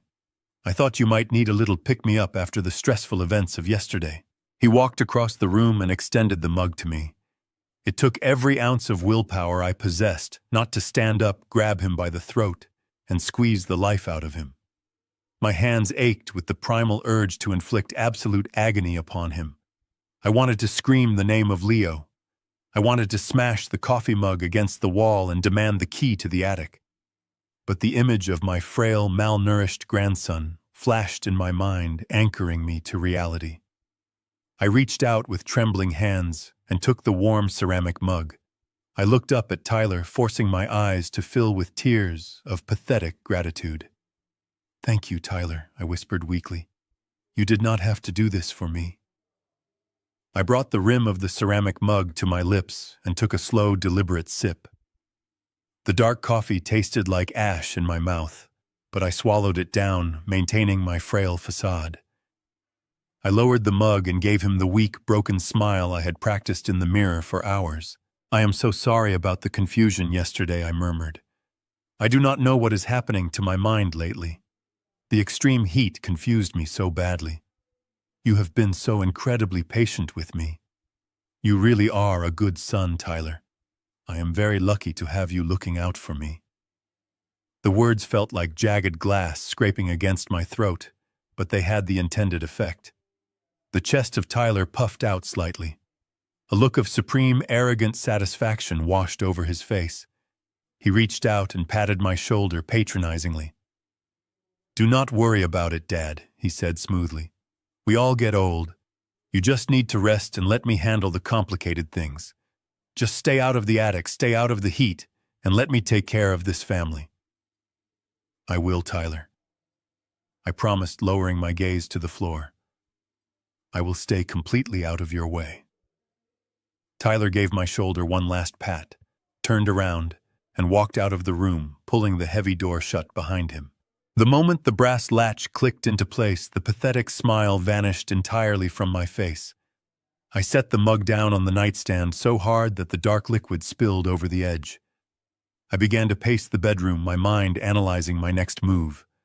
Every instinct told me to pick up the analog landline and call the police dispatcher right now. I could tell them about the camera, the drill hole, and the stolen trust fund documents.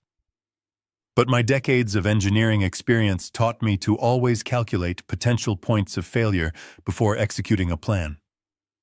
If the police arrived right now, Tyler would not surrender quietly. He was wealthy, highly intelligent, and completely ruthless. He would invoke his rights and call his high-paid corporate defense attorneys. Those lawyers would file injunctions and tie up the legal process. During that chaotic delay, Tyler could order his accomplices to move the child, or worse, he might simply kill the boy to permanently destroy the evidence. If I wanted to save my grandson and ensure Tyler paid for his crimes, I could not just report him. I needed to trap him. I needed to trap him. The local police department was completely out of the question. After the embarrassing spectacle yesterday, the officers had officially documented me as an unstable, delusional old man suffering from dementia. If I dialed 911 again, the dispatcher would flag my address immediately. They would send a psychiatric evaluation team instead of a tactical unit. Tyler would play the victim, hand me over to the doctors, and then quietly dispose of the evidence before anyone thought to look behind that heavy door again. I needed allies who operated completely outside the jurisdiction of the local police. I needed men who would not be charmed by an expensive suit and a corporate lie. I waited until Tyler retreated to his home office to begin his conference calls. I listened closely until the heavy mahogany door clicked shut and his muffled voice echoed down the hallway. Once I was certain he was occupied, I quietly slipped out the side door and stepped into the suffocating heat of the attached garage. The garage was a cluttered sanctuary of my past, filled with dusty tools, leftover lumber, and forgotten boxes. Tyler hated this space. He considered it a junkyard and never bothered to inspect it, relying solely on the electronic sensors on the garage doors to maintain his security perimeter. I walked to the very back corner, moving past a stack of old paint cans, and pulled a heavy canvas tarp off my wooden workbench. Resting underneath the dusty tarp was my vintage analog amateur radio transmitter. It was a heavy military-grade communication device I had salvaged and rebuilt decades ago. It operated entirely on encrypted radio frequencies, completely bypassing Tyler and his digital network.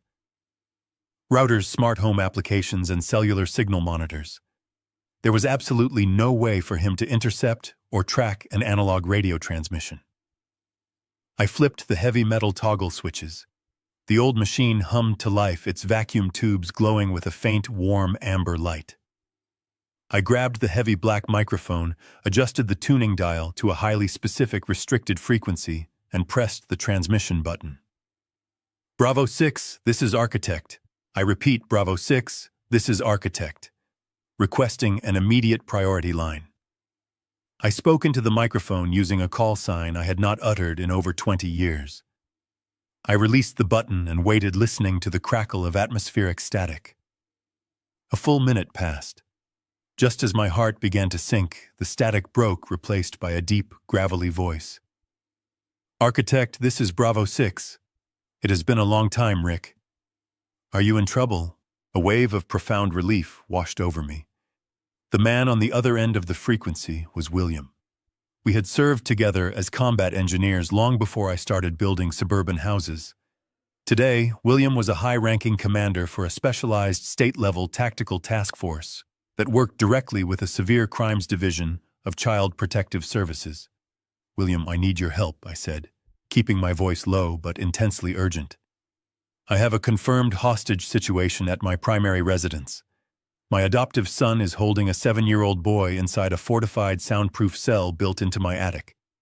He is using a fake computer server farm as a visual front to deter the local police. I have visual evidence obtained through a fiber optic camera. The boy is severely malnourished and being kept alive on supplemental oxygen. The motive is a $12 million trust fund inheritance. The radio was completely silent for a few seconds. When William finally responded, the friendly warmth in his voice was entirely gone, replaced by the cold, calculating tone of a tactical commander. Rick, did you notify the local authorities? I explained exactly what happened the previous afternoon. I told him how Tyler manipulated the officers, how he used my age against me, and how a standard police raid would likely result in the destruction of evidence or the death of the child. William understood immediately. If we hit the house blind, the suspect could barricade himself inside the vault, William explained over the static. If it is a steel-reinforced door with external deadbolts, it will take our breach team at least 10 minutes to cut through the frame with thermal torches. That is more than enough time for him to silence the witness and claim it was a tragic medical accident. We need to catch him with the door open. We need him separated from the boy. I looked down at my weathered hands, my engineering mind rapidly calculating the structural variables of a trap. I can get the door open, I told William. I can manipulate him into unlocking the vault voluntarily. But I am going to need you to have a tactical team positioned completely out of sight, ready to breach the house the exact second he drops his guard. I need ghost units, William. No sirens, no flashing lights. Tyler has a digital perimeter set up to detect emergency vehicles. If he hears you coming, the trap will fail. I can authorize a covert deployment, William replied firmly. I will assemble a specialized state team. We will use unmarked utility vans and approach on foot through the neighboring properties to bypass the street sensors. But Rick, you have to create a flawless distraction. You need to give this monster a reason to abandon his caution and walk right into the open. What is your play? I took a deep breath, staring at the glowing amber tubes of the radio. He is doing all of this for a $12 million trust fund. The only way to blind a greedy man is to offer him exactly what he wants. I am going to hand him the entire fortune on a silver platter. I will coordinate the timing with you tomorrow morning. Just have your men ready to break down my front door when I give the signal. I powered down the heavy radio, listening to the tubes hum before fading into silence. I pulled the canvas tarp back over the workbench, ensuring the garage looked exactly as I had found it. The trap was officially in motion. The next morning, I woke up before dawn. I did not bother making coffee or pretending to watch television. I had a very specific schedule to keep. I picked up my cell phone and dialed the number of an old trusted friend. His name was Arthur, a retired estate lawyer who owed me a favor from our younger days. I explained the situation to him in broad strokes, leaving out the horrifying details of the attic, but making it perfectly clear that I needed a set of ironclad legal documents drafted immediately. I told him I needed to completely dissolve my late wife's $12 million trust fund and transfer all administrative and financial rights unconditionally to my adoptive son. I asked him to bring a licensed public notary to the house by 10 o'clock sharp. When the doorbell rang later that morning, Tyler was sitting in the living room, casually scrolling through his tablet while sipping a glass of sparkling water. He looked up, his brow furrowing in deep suspicion, as I walked past him to open the heavy wooden door. Arthur stepped inside, dressed in a sharp navy suit, accompanied by a quiet woman carrying a thick leather briefcase. Tyler immediately stood up, his relaxed posture vanishing, replaced by a defensive, coiled aggression. "Dad, what is the meaning of this?" Tyler demanded, stepping between me and the guests. "Who are these people, and why did you invite them here without my permission? I told you I did not want strangers inside the house." I looked at Tyler, allowing my shoulders to sag and my hands to tremble slightly. I let out a long, pathetic sigh, embodying the completely defeated, broken man he believed me to be. "Tyler, this is Arthur," I said, my voice wavering perfectly. "He is an estate attorney, and this is his notary. I asked them to come here today because I have made a final decision about my future." Tyler narrowed his eyes, his gaze darting between the lawyer and the briefcase. "What decision, Dad? What are you talking about?" I gestured weakly toward the formal dining table. "Please let us all sit down. I want to explain everything to you." Reluctantly, Tyler took a seat at the head of the glass table, his arms crossed tightly. Arthur unlatched his briefcase and pulled out a thick stack of legal documents, placing them neatly in the center of the table. I sat down across from Tyler, looking him directly in his cold, calculating eyes. "Tyler." I started, keeping my tone soft and filled with sorrow. "The events of yesterday really opened my eyes. You were entirely right. My mind is fading. I am hallucinating things. I am calling the police for no reason. I am becoming a severe danger to myself and a massive burden to your incredibly important work." Tyler did not interrupt. He sat perfectly still, listening intently as I fed his massive ego. "I cannot manage my own affairs anymore." I continued, letting a single tear slip down my weathered cheek. "The maintenance of this large property, the stress of my finances, it is all too much for my failing brain. I do not want to end up forcing you to put me in a state psychiatric ward. I want to leave with whatever small shred of dignity I have left, so I have instructed Arthur to draft the necessary paperwork to completely liquidate my estate. I am moving to a specialized retirement home in Florida. I leave tomorrow morning on a one-way flight." Tyler maintained his stoic expression, but I could see the subtle shift in his posture.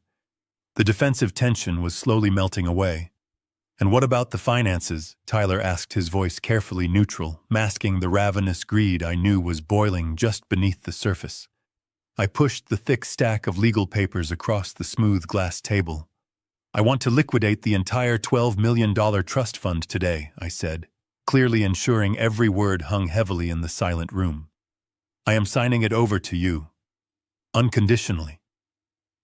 You will have full access to the principal amount. You can use it to expand your business or do whatever you wish. I just want peace." For a long moment, the room was completely silent. I watched Tyler look down at the legal documents.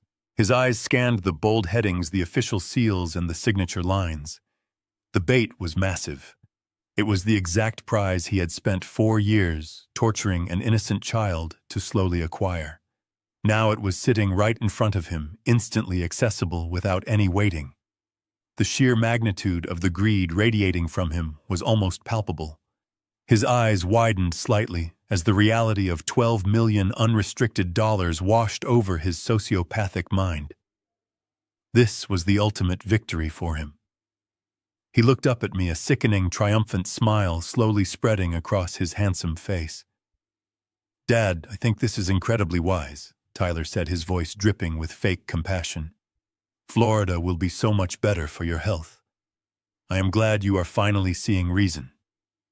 He reached into his jacket pocket and pulled out his expensive silver pen. He hovered the tip of the pen over the primary signature line on the final page of the contract. But right before the ink touched the thick paper, Tyler suddenly stopped. His hand froze in midair. The triumphant smile faltered for a fraction of a second as a dark realization crossed his mind. He slowly lowered the silver pen and looked over at Arthur. "To completely dissolve this specific trust and transfer the principal, I need to provide the final biometric authorization from the designated beneficiary files," Tyler said smoothly, covering his tracks with corporate jargon. "I have the digital authorization secured on an offline hard drive upstairs in my clean room."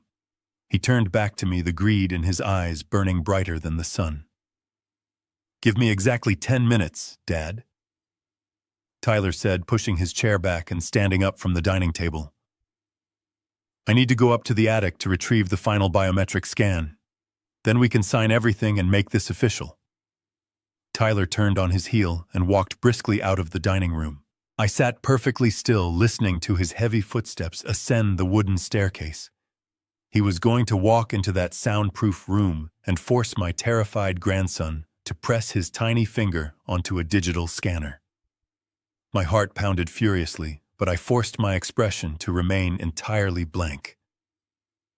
Arthur, the lawyer, looked at me with mild concern, sensing the tension, but I gave him a reassuring nod. We sat in absolute silence for exactly 9 minutes. Then the heavy footsteps returned. Tyler walked back into the dining room, his face flushed with adrenaline and pure greed. He held a small universal serial bus drive. He placed it onto the glass table. "Here it is," Tyler announced, practically vibrating with excitement. "The final biometric authorization is securely loaded. We are completely ready to proceed." Arthur nodded. He uncapped his fountain pen and began executing the documents. He explained the legal ramifications, ensuring I was of sound mind. I played my part flawlessly. I spoke in a quiet voice, confirming I understood I was giving away my entire estate. I picked up the pen and signed my name on page after page. With every stroke of ink, I watched the triumph in Tyler grow brighter. He truly believed he had won. He believed he had outsmarted a senile old man and secured a $12 million empire. The notary stamped the final page, officially dissolving the trust. The money was his. The moment Arthur and the notary walked out the front door, the atmosphere in the house shifted violently. The polite, concerned son vanished instantly. Tyler turned to me, his face hardened with cold authority. "All right, Dad," he said briskly, glancing at his wristwatch. "Your flight to Orlando leaves at 3:00 this afternoon. I already purchased your ticket online while you were sleeping. I want you packed and ready to leave in exactly 1 hour. There is no reason to delay your departure."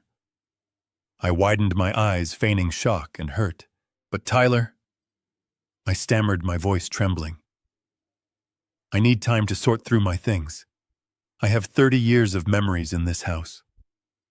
Tyler let out a harsh, mocking laugh. "You are moving to a retirement facility, Dad. You do not need winter coats, and you certainly do not need boxes of useless junk. You are taking one suitcase with your clothing and your medications. That is it. Everything else stays here. I will have a junk removal company clear out your bedroom tomorrow morning. Now get moving. I have a lot of business to handle today, and I need quiet." I lowered my head, allowing a pathetic sob to escape my lips, and shuffled slowly toward my master bedroom. Tyler followed closely behind me, leaning against the doorframe to monitor my move. I pulled a large leather suitcase from the closet and began tossing shirts inside. My hands shook as I folded my clothes, but my mind operated with razor-sharp clarity. Tyler was rushing me out because he had a timeline of his own. With the trust fund officially unlocked, he no longer needed to keep the biometric key alive. He was preparing to sedate little Leo, pack him into his car, and dispose of the evidence permanently. I zipped the heavy suitcase shut. Tyler immediately stepped forward, grabbing the handle and pulling it out. "Let us go," he commanded.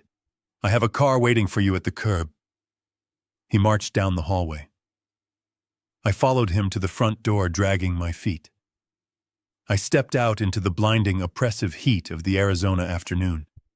A sleek black car was idling in the driveway. Tyler turned to me, offering a stiff, insincere embrace. He patted my back twice, leaning close to my ear. "Enjoy the sunshine, old man," he whispered coldly. "Do not call me. I will handle everything from here." I pulled away, looking at him with defeated, watery eyes. "Goodbye, Tyler," I said softly. I climbed into the back seat of the black car.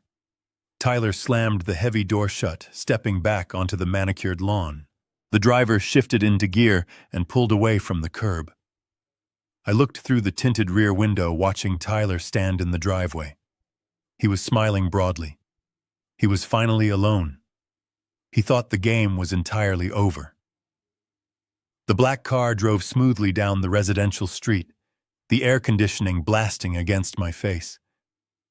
I waited exactly 2 minutes, watching the familiar houses roll past the window. Once we were completely out of sight from my property, my trembling stopped. I leaned forward, tapping the plastic partition. "Excuse me," I said, my voice completely steady. The driver glanced at me. "Yes, sir," I replied, reaching into my jacket pocket and pulling out a thick envelope. It contained 5 crisp $100 bills. "I do not want to go to the airport. I want you to pull over right now, take this cash, and drop me off at the corner. It is 2 streets over." The driver looked at the money, his eyes widening. He hesitated, but the cash was persuasive. He nodded and pulled the car over. I grabbed my suitcase, handed him the envelope, and stepped out. The car drove away. I abandoned the suitcase in the dirt. I walked briskly down the alleyway that ran behind the properties. I approached my house from the rear, staying low beneath the cameras. I reached the heavy cellar doors leading down into the old basement. Tyler never used the basement. I pulled out an old brass key. I inserted it into the padlock. The lock clicked open. I pulled the heavy wooden door upward, slipping into the dark space below my house. I pulled the door shut above me. I was back inside. The arrogant wolf was entirely blinded by his own toxic greed, completely unaware the final trap was already set. The cool, damp air of the old cellar washed over my face. I stood perfectly still in the absolute darkness, allowing my eyes to adjust. This basement was a labyrinth of concrete pillars and thick copper pipes. Dust motes danced in the thin slivers of light, piercing through the small ventilation grills near the ceiling. I had to move with absolute precision and devastating speed. Above my head, separated only by wooden floorboards and drywall, my adoptive son was putting his horrific endgame into motion. I knew exactly what Tyler was doing up there. I had seen the medical invoices for the heavy sedatives. He was in his spotless bathroom, drawing clear liquid into a plastic syringe. He was preparing to put my young grandson to sleep, pack his small, fragile body into a heavy duffel bag, and erase his existence forever. Every second felt like a physical weight pressing against my chest. I navigated the cluttered basement, silently stepping carefully over forgotten boxes and garden hoses until I reached the far eastern wall. Mounted securely against the cold concrete was the primary electrical distribution panel. It was a massive steel box that controlled the circulatory system of the entire property. When Tyler transformed my home into his digital fortress, he had hired expensive contractors to install a smart grid relay. They had wired the electronic deadbolts, the motion sensors, and the high-definition cameras directly into the main breaker panel, routing power through a wireless hub controlled by his cellular phone. It was a brilliant system for anyone trying to hack it digitally. But Tyler fundamentally misunderstood the physical nature of electricity. Software is merely an illusion painted over copper wires, and I was the veteran engineer who laid those exact wires 30 years ago. I opened the heavy metal door of the breaker box. Rows of black switches and digital relays stared back at me. I reached into my pocket and pulled out a heavy pair of wire cutters and a roll of electrical tape. I did not need to hack his software. I just needed to physically sever the nervous system of his security grid. I located the thick blue conduit that fed power to the smart home router hub. I gripped the heavy metal handles of my cutters, positioned the blades around the thick wire, and squeezed hard. The copper snapped with a sharp, definitive click. A faint, high-pitched whining sound from the router box above me died. The digital locks on the front and back doors of the house were stripped of their electronic brains, reverting to standard manual door mechanisms. The state tactical team would not need thermal cutting torches or battering rams to breach the perimeter. They could simply turn the brass doorknobs and walk into the living room. But opening the house was only the first half of my trap. I needed to ensure that Tyler could not escape the attic once he stepped inside that room. What Tyler did not know was that during the early hours of the morning, long before he had knocked on my bedroom door with that poisoned cup of coffee, I had not just been sitting in the dark, weeping. I had crawled back into the stifling ductwork for a third time. I had brought a heavy-duty electromagnetic lock, a device capable of exerting over 1,200 pounds of holding force, and I had bolted it to the exterior steel frame of the hidden attic door. I had carefully spliced the magnetic lock directly into the old, unused electrical wiring circuit that used to power the overhead garage floodlights. Now I just needed to arm that trap. I located the breaker switch labeled for the old garage lighting. I stripped the ends of a heavy gauge jumper wire, bypassing the standard safety fuses, to ensure a massive continuous surge of unregulated electrical current would flow directly up into the attic ceiling. My arthritic fingers moved with the practiced mechanical speed of my youth, twisting the raw copper strands and securing them tightly to the primary terminal block inside the box. The trap was set and primed to fire. All that remained was the perfect timing. If I activated the heavy magnetic lock right now, Tyler would hear the loud metallic slam before he crossed the threshold, and he would realize he was caught. I had to wait until he was completely inside the soundproof padded room. I had to let the arrogant wolf step fully into the iron cage before I dropped the steel gate. I stood completely still in the dark basement, my right hand hovering just an inch over the master bypass switch I had just created. The silence of the large house above me was absolutely profound and heavy. I closed my eyes tightly, focusing all of my acute attention on the wooden floorboards directly above my head. I tracked his movements through the faint, muffled vibrations traveling down the structural support pillars. I heard the soft, distinct sound of his heavy leather shoes walking out of the master bathroom suite. He had the syringe ready in his hand. He was moving confidently down the main hallway. He paused momentarily. I heard the familiar metallic screech of the folding wooden attic stairs being pulled down from the ceiling hatch above the corridor. The heavy metal springs groaned under the sudden tension. Tyler began to climb the steps. One single heavy footstep, 2 footsteps, 3 footsteps. The ceiling floorboards directly above me creaked loudly as his full weight shifted off the wooden ladder and onto the exposed floor joists of the attic space. I tracked his exact path as he walked slowly across the pink fiberglass insulation, moving steadily toward the false wall of cardboard boxes. I heard the heavy brass keys jangling loudly in his hand as he unlocked his massive commercial deadbolts one by one. The heavy steel door slowly groaned open. Tyler confidently stepped inside the dark attic room. Tyler confidently stepped inside the dark attic room. The heavy floorboards directly above my head ceased their groaning, confirming he had fully crossed the steel threshold and entered the soundproof padded cell. I stood frozen in the damp chill of the old basement, my hand hovering over the exposed copper wires of the master bypass switch I had just constructed. My breathing was shallow and completely silent. Through the thick structural pillars of the house, I could hear the faint, muffled sounds of his movements. He was walking toward the dirty mattress where my innocent grandson lay sleeping. I pictured the plastic syringe filled with clear, lethal liquid securely gripped in his hand. Tyler thought he had executed the perfect crime.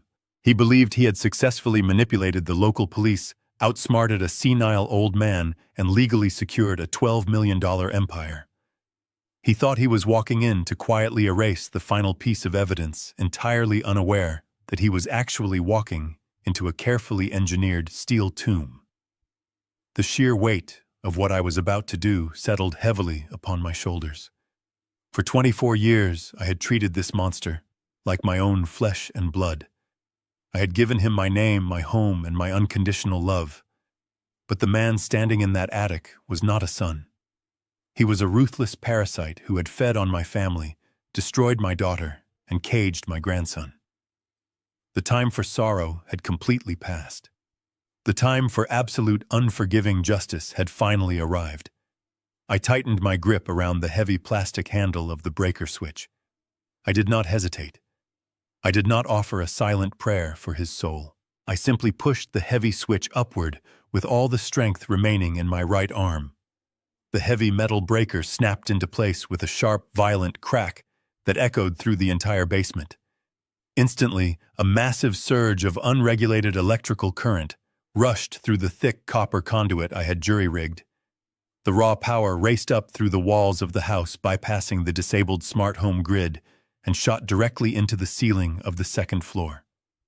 A fraction of a second later, the most beautiful sound I have ever heard in my entire life thundered through the structure. It was a deafening metallic clack.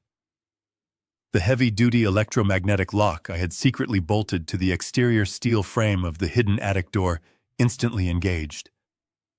1,200 pounds of unrelenting magnetic force violently seized the heavy steel door, pulling it tightly against the reinforced frame with a sickening thud. The physical impact was so incredibly powerful that a fine layer of dust rained down onto my face from the ceiling joists directly above.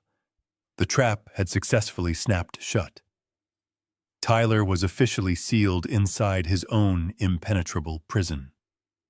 For a few long, agonizing seconds, the house was plunged into an eerie, suffocating silence. Tyler was standing inside a hermetically sealed military-grade acoustic chamber. The thick gray foam lining the walls, floor, and ceiling was designed to absorb every single sound wave, preventing any noise from escaping into the main house. But the heavy steel door itself was not completely insulated from the inside. I stood perfectly still, my eyes locked onto the ceiling, waiting for the inevitable realization to strike him. It started as a dull, muffled thud. He must have turned around and realized the heavy door had violently swung shut behind him. Then the frantic metallic rattling began. I could hear the desperate, rapid clicking of the interior door handle being aggressively twisted back and forth. Tyler was trying to open the door, fully expecting it to swing outward as it always did. When the 1,200 pounds of solid magnetic force refused to yield a single millimeter, the rattling quickly escalated into heavy, panicked pounding. He was slamming his fists against the cold steel, throwing his entire body weight against the immovable barrier. The muffled impacts vibrated down through the wooden framework of the house, a frantic rhythm of absolute terror. The arrogant, composed corporate investor had completely vanished.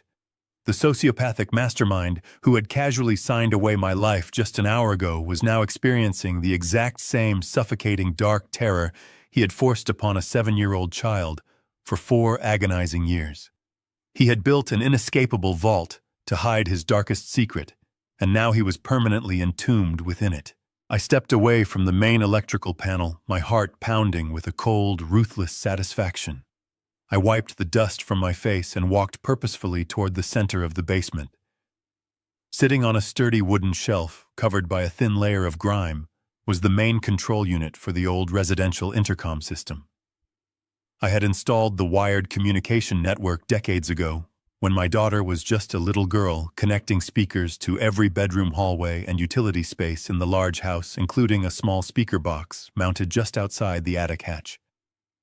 Tyler had never bothered to remove the analog system when he upgraded the house to digital, dismissing it as obsolete junk. I reached out and flipped the main power toggle on the dusty control box. The small green indicator light flickered to life. I picked up the heavy black plastic microphone, my thumb resting gently against the transmission button. I took a deep, steadying breath, allowing the cold anger to fill my lungs. I pressed the button. A sharp electronic hiss instantly echoed through the silent house. The ancient speakers mounted in the ceilings crackled to life, breaking the tense quiet with a loud burst of static. I brought the microphone directly to my lips, staring up at the concrete ceiling of the basement, ready to deliver a message that would shatter his world. The moment of truth had finally come, and the steel trap was secure. Tyler was listening, and now it was my turn to speak. "Tyler," I said, my voice projecting clearly through the vintage ceiling speakers mounted inside that soundproof prison. "I know you can hear me. The acoustic foam blocks your voice, but not my intercom. You thought you could lock an innocent child inside a dark box for 4 years, and no one would ever discover your secret." The frantic pounding against the heavy steel door came to a sudden dead stop. Hearing my voice steady and devoid of senile confusion froze his blood. He was trapped, and the frail old man held the key. Tyler began screaming. Even through the floorboards I heard his desperate pitch. "Dad, please open this door," he begged, playing the victim. "It is not what you think. I can explain everything." When I did not respond, the begging morphed into vicious rage. "Open the door, you crazy old fool. I will destroy you. I have the money now. I have the trust fund. You have absolutely nothing. You are going to rot in a mental asylum for this." I pressed the transmission button again. "Wood beams can hold 500 pounds per square foot, Tyler," I said. "But they cannot support the immense weight of your lies. There is no server farm. There is only a terrified little boy whose mother you lied about. You stole my grandson. You stole my life. And you did it all for paper money you will never spend. The $12 million you thought you secured this morning was nothing but bait, and you swallowed it whole." His utter defeat hit him like a physical blow. The pounding resumed, no longer rhythmic. It was the panicked thrashing of a trapped animal, realizing the butcher was walking down the hallway. Then the world above me absolutely exploded. The heavy silence was violently shattered by the simultaneous detonation of multiple breaching charges. The deafening sound of heavy glass shattering echoed from the front living room, rear patio, and side kitchen windows at the exact same moment. 4 specialized state tactical units, entirely bypassing the disabled electronic perimeter, breached the house with terrifying synchronized precision. I stood in the basement, listening to the heavy thud of combat boots hitting the hardwood floors. The tactical operators moved with lethal efficiency, sweeping the first floor in seconds. Voices barked clear, authoritative commands, securing the perimeter and ensuring there were no accomplices. I walked to the wooden basement stairs and climbed up to the main level, pushing the cellar door open. The house was swarming with men in dark tactical gear, heavily armed, and moving with absolute purpose. At the center of the living room stood William, dressed in full tactical armor. He gave a sharp nod. "The perimeter is secure," Architect William said, his voice completely calm amidst the adrenaline-fueled environment. "Where is the target?" "He is in the attic," I replied, pointing toward the main hallway. "I sealed the magnetic lock. He cannot get out, but you need heavy equipment to breach that reinforced steel door." William signaled to a specialized breaching team waiting near the entrance. 3 heavily armored officers rushed forward carrying a portable thermal cutting torch. We moved down the hallway and climbed the wooden stairs up into the sweltering heat of the attic. The tactical lights attached to their rifles cut through the dusty darkness, illuminating the false cardboard wall Tyler used as a facade. The officers quickly tore the boxes away, exposing the heavy steel door and the massive commercial deadbolts backed by 1,200 pounds of electromagnetic force. Through the thick steel, we heard Tyler sobbing and screaming, begging for someone to let him out. The lead breacher stepped forward, igniting the thermal cutting torch. A blindingly bright blue flame erupted from the nozzle, casting harsh shadows against the wooden roof joists. He applied the intense heat directly to the heavy steel hinges, connecting the door to the reinforced frame. The metal hissed and sparked violently, glowing cherry red, before melting away under the extreme temperature. It took less than 3 minutes to completely compromise the structural integrity of the solid steel barrier. William stepped back, raising his hand to signal the entry team. He looked at me, his eyes filled with grim determination. "Cut the power to the magnet, Rick," he ordered. I reached over to the exposed wiring block I routed near the access hatch and forcefully pulled the copper jumper free. The loud, distinctive metallic clack echoed through the attic as the 1,200 pounds of holding force instantly vanished. The heavy steel door was suddenly free. "Go, go, go," William shouted.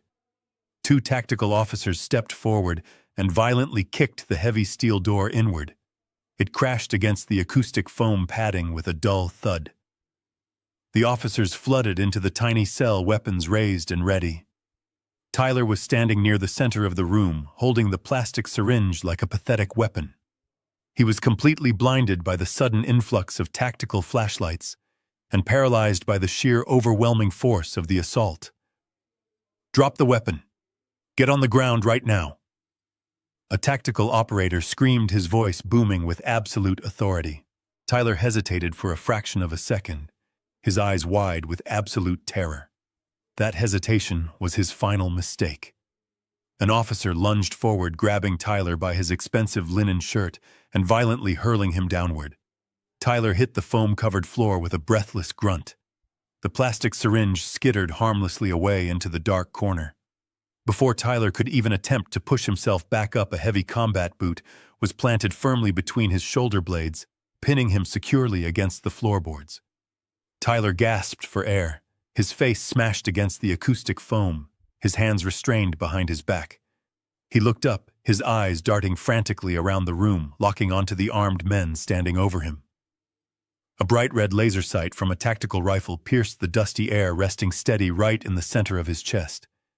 The tactical operator kept his laser sight steady on my adoptive son. Tyler stopped struggling entirely. He lay flat against the dark acoustic foam, his heavy breathing, the only sound breaking the tense silence of the small room. 2 state officers grabbed his arms, wrenching them behind his back. Heavy steel handcuffs ratcheted tightly shut. They hauled him to his feet. His expensive shirt was ruined, covered in sweat. His handsome face was contorted into a mask of pure terror. William stood to the side, stone cold, and began reciting the Miranda rights. "You have the right to remain silent," William declared, each word striking Tyler like a physical blow. "Anything you say can and will be used against you in a court of law." Tyler tried to speak, his voice cracking horribly. He tried to claim it was a misunderstanding, but one of the officers gave him a sharp shove forward, forcing him toward the open steel doorway. They dragged him out of the ruined vault, past the fake server racks, and toward the wooden access ladder. Tyler stumbled awkwardly as the officers forced him down the narrow wooden steps into the sweltering heat of the main hallway. I was standing directly at the bottom of the staircase, my posture completely straight, my hands steady, waiting for him. The frail, confused old man he had so eagerly manipulated was completely gone, replaced entirely by the furious engineer who had successfully dismantled his entire life. When Tyler reached the hardwood floor, he locked eyes with me.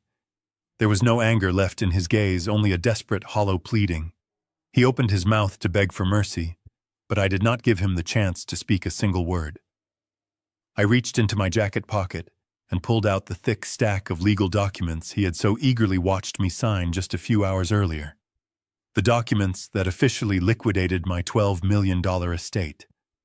I stepped forward and violently slapped the heavy stack of paper directly against his chest. Tyler flinched as the sharp edge struck him. "I promised you my entire estate." "Tyler," I said, my voice dropping to a low, incredibly dangerous whisper that cut through the noise of the crowded house. "I used it to buy the prison cell you will rot in." The documents fluttered to the floor, scattering across the polished wood. Tyler stared down at the meaningless papers, the absolute finality of his total defeat finally crashing over his sociopathic mind. He had traded his soul for a fortune he would never touch. The tactical officers jerked him forward, dragging his humiliated form out of my house and into the blinding sunlight, throwing him into the back of an armored state vehicle. I turned my attention away from the front door and looked back up the wooden staircase. A team of specialized tactical paramedics had entered the attic. For a few agonizing minutes, the hallway was completely silent. Then, a paramedic slowly descended the ladder, walking backward with extreme caution. Cradled safely in his strong arms was a small, fragile figure wrapped in a thick thermal blanket. It was little Leo, my grandson. A second medic walked closely beside them, carefully holding the portable pediatric oxygen concentrator, ensuring the clear plastic tubing remained securely attached to his small face. When they reached the bottom of the stairs, the medic gently lowered Leo to his feet. The boy looked incredibly small and utterly terrified by the sudden noise and the heavy presence of the armed men. He squinted painfully, raising a thin, shaking hand to shield his eyes from the natural daylight streaming through the shattered living room windows. He had been locked in absolute darkness and artificial light for 4 long years. The bright space was a massive sensory overload for his exhausted mind. I dropped heavily to my knees on the hardwood floor, completely ignoring the sharp pain shooting through my arthritic joints. I stayed perfectly still, not wanting to frighten him any further.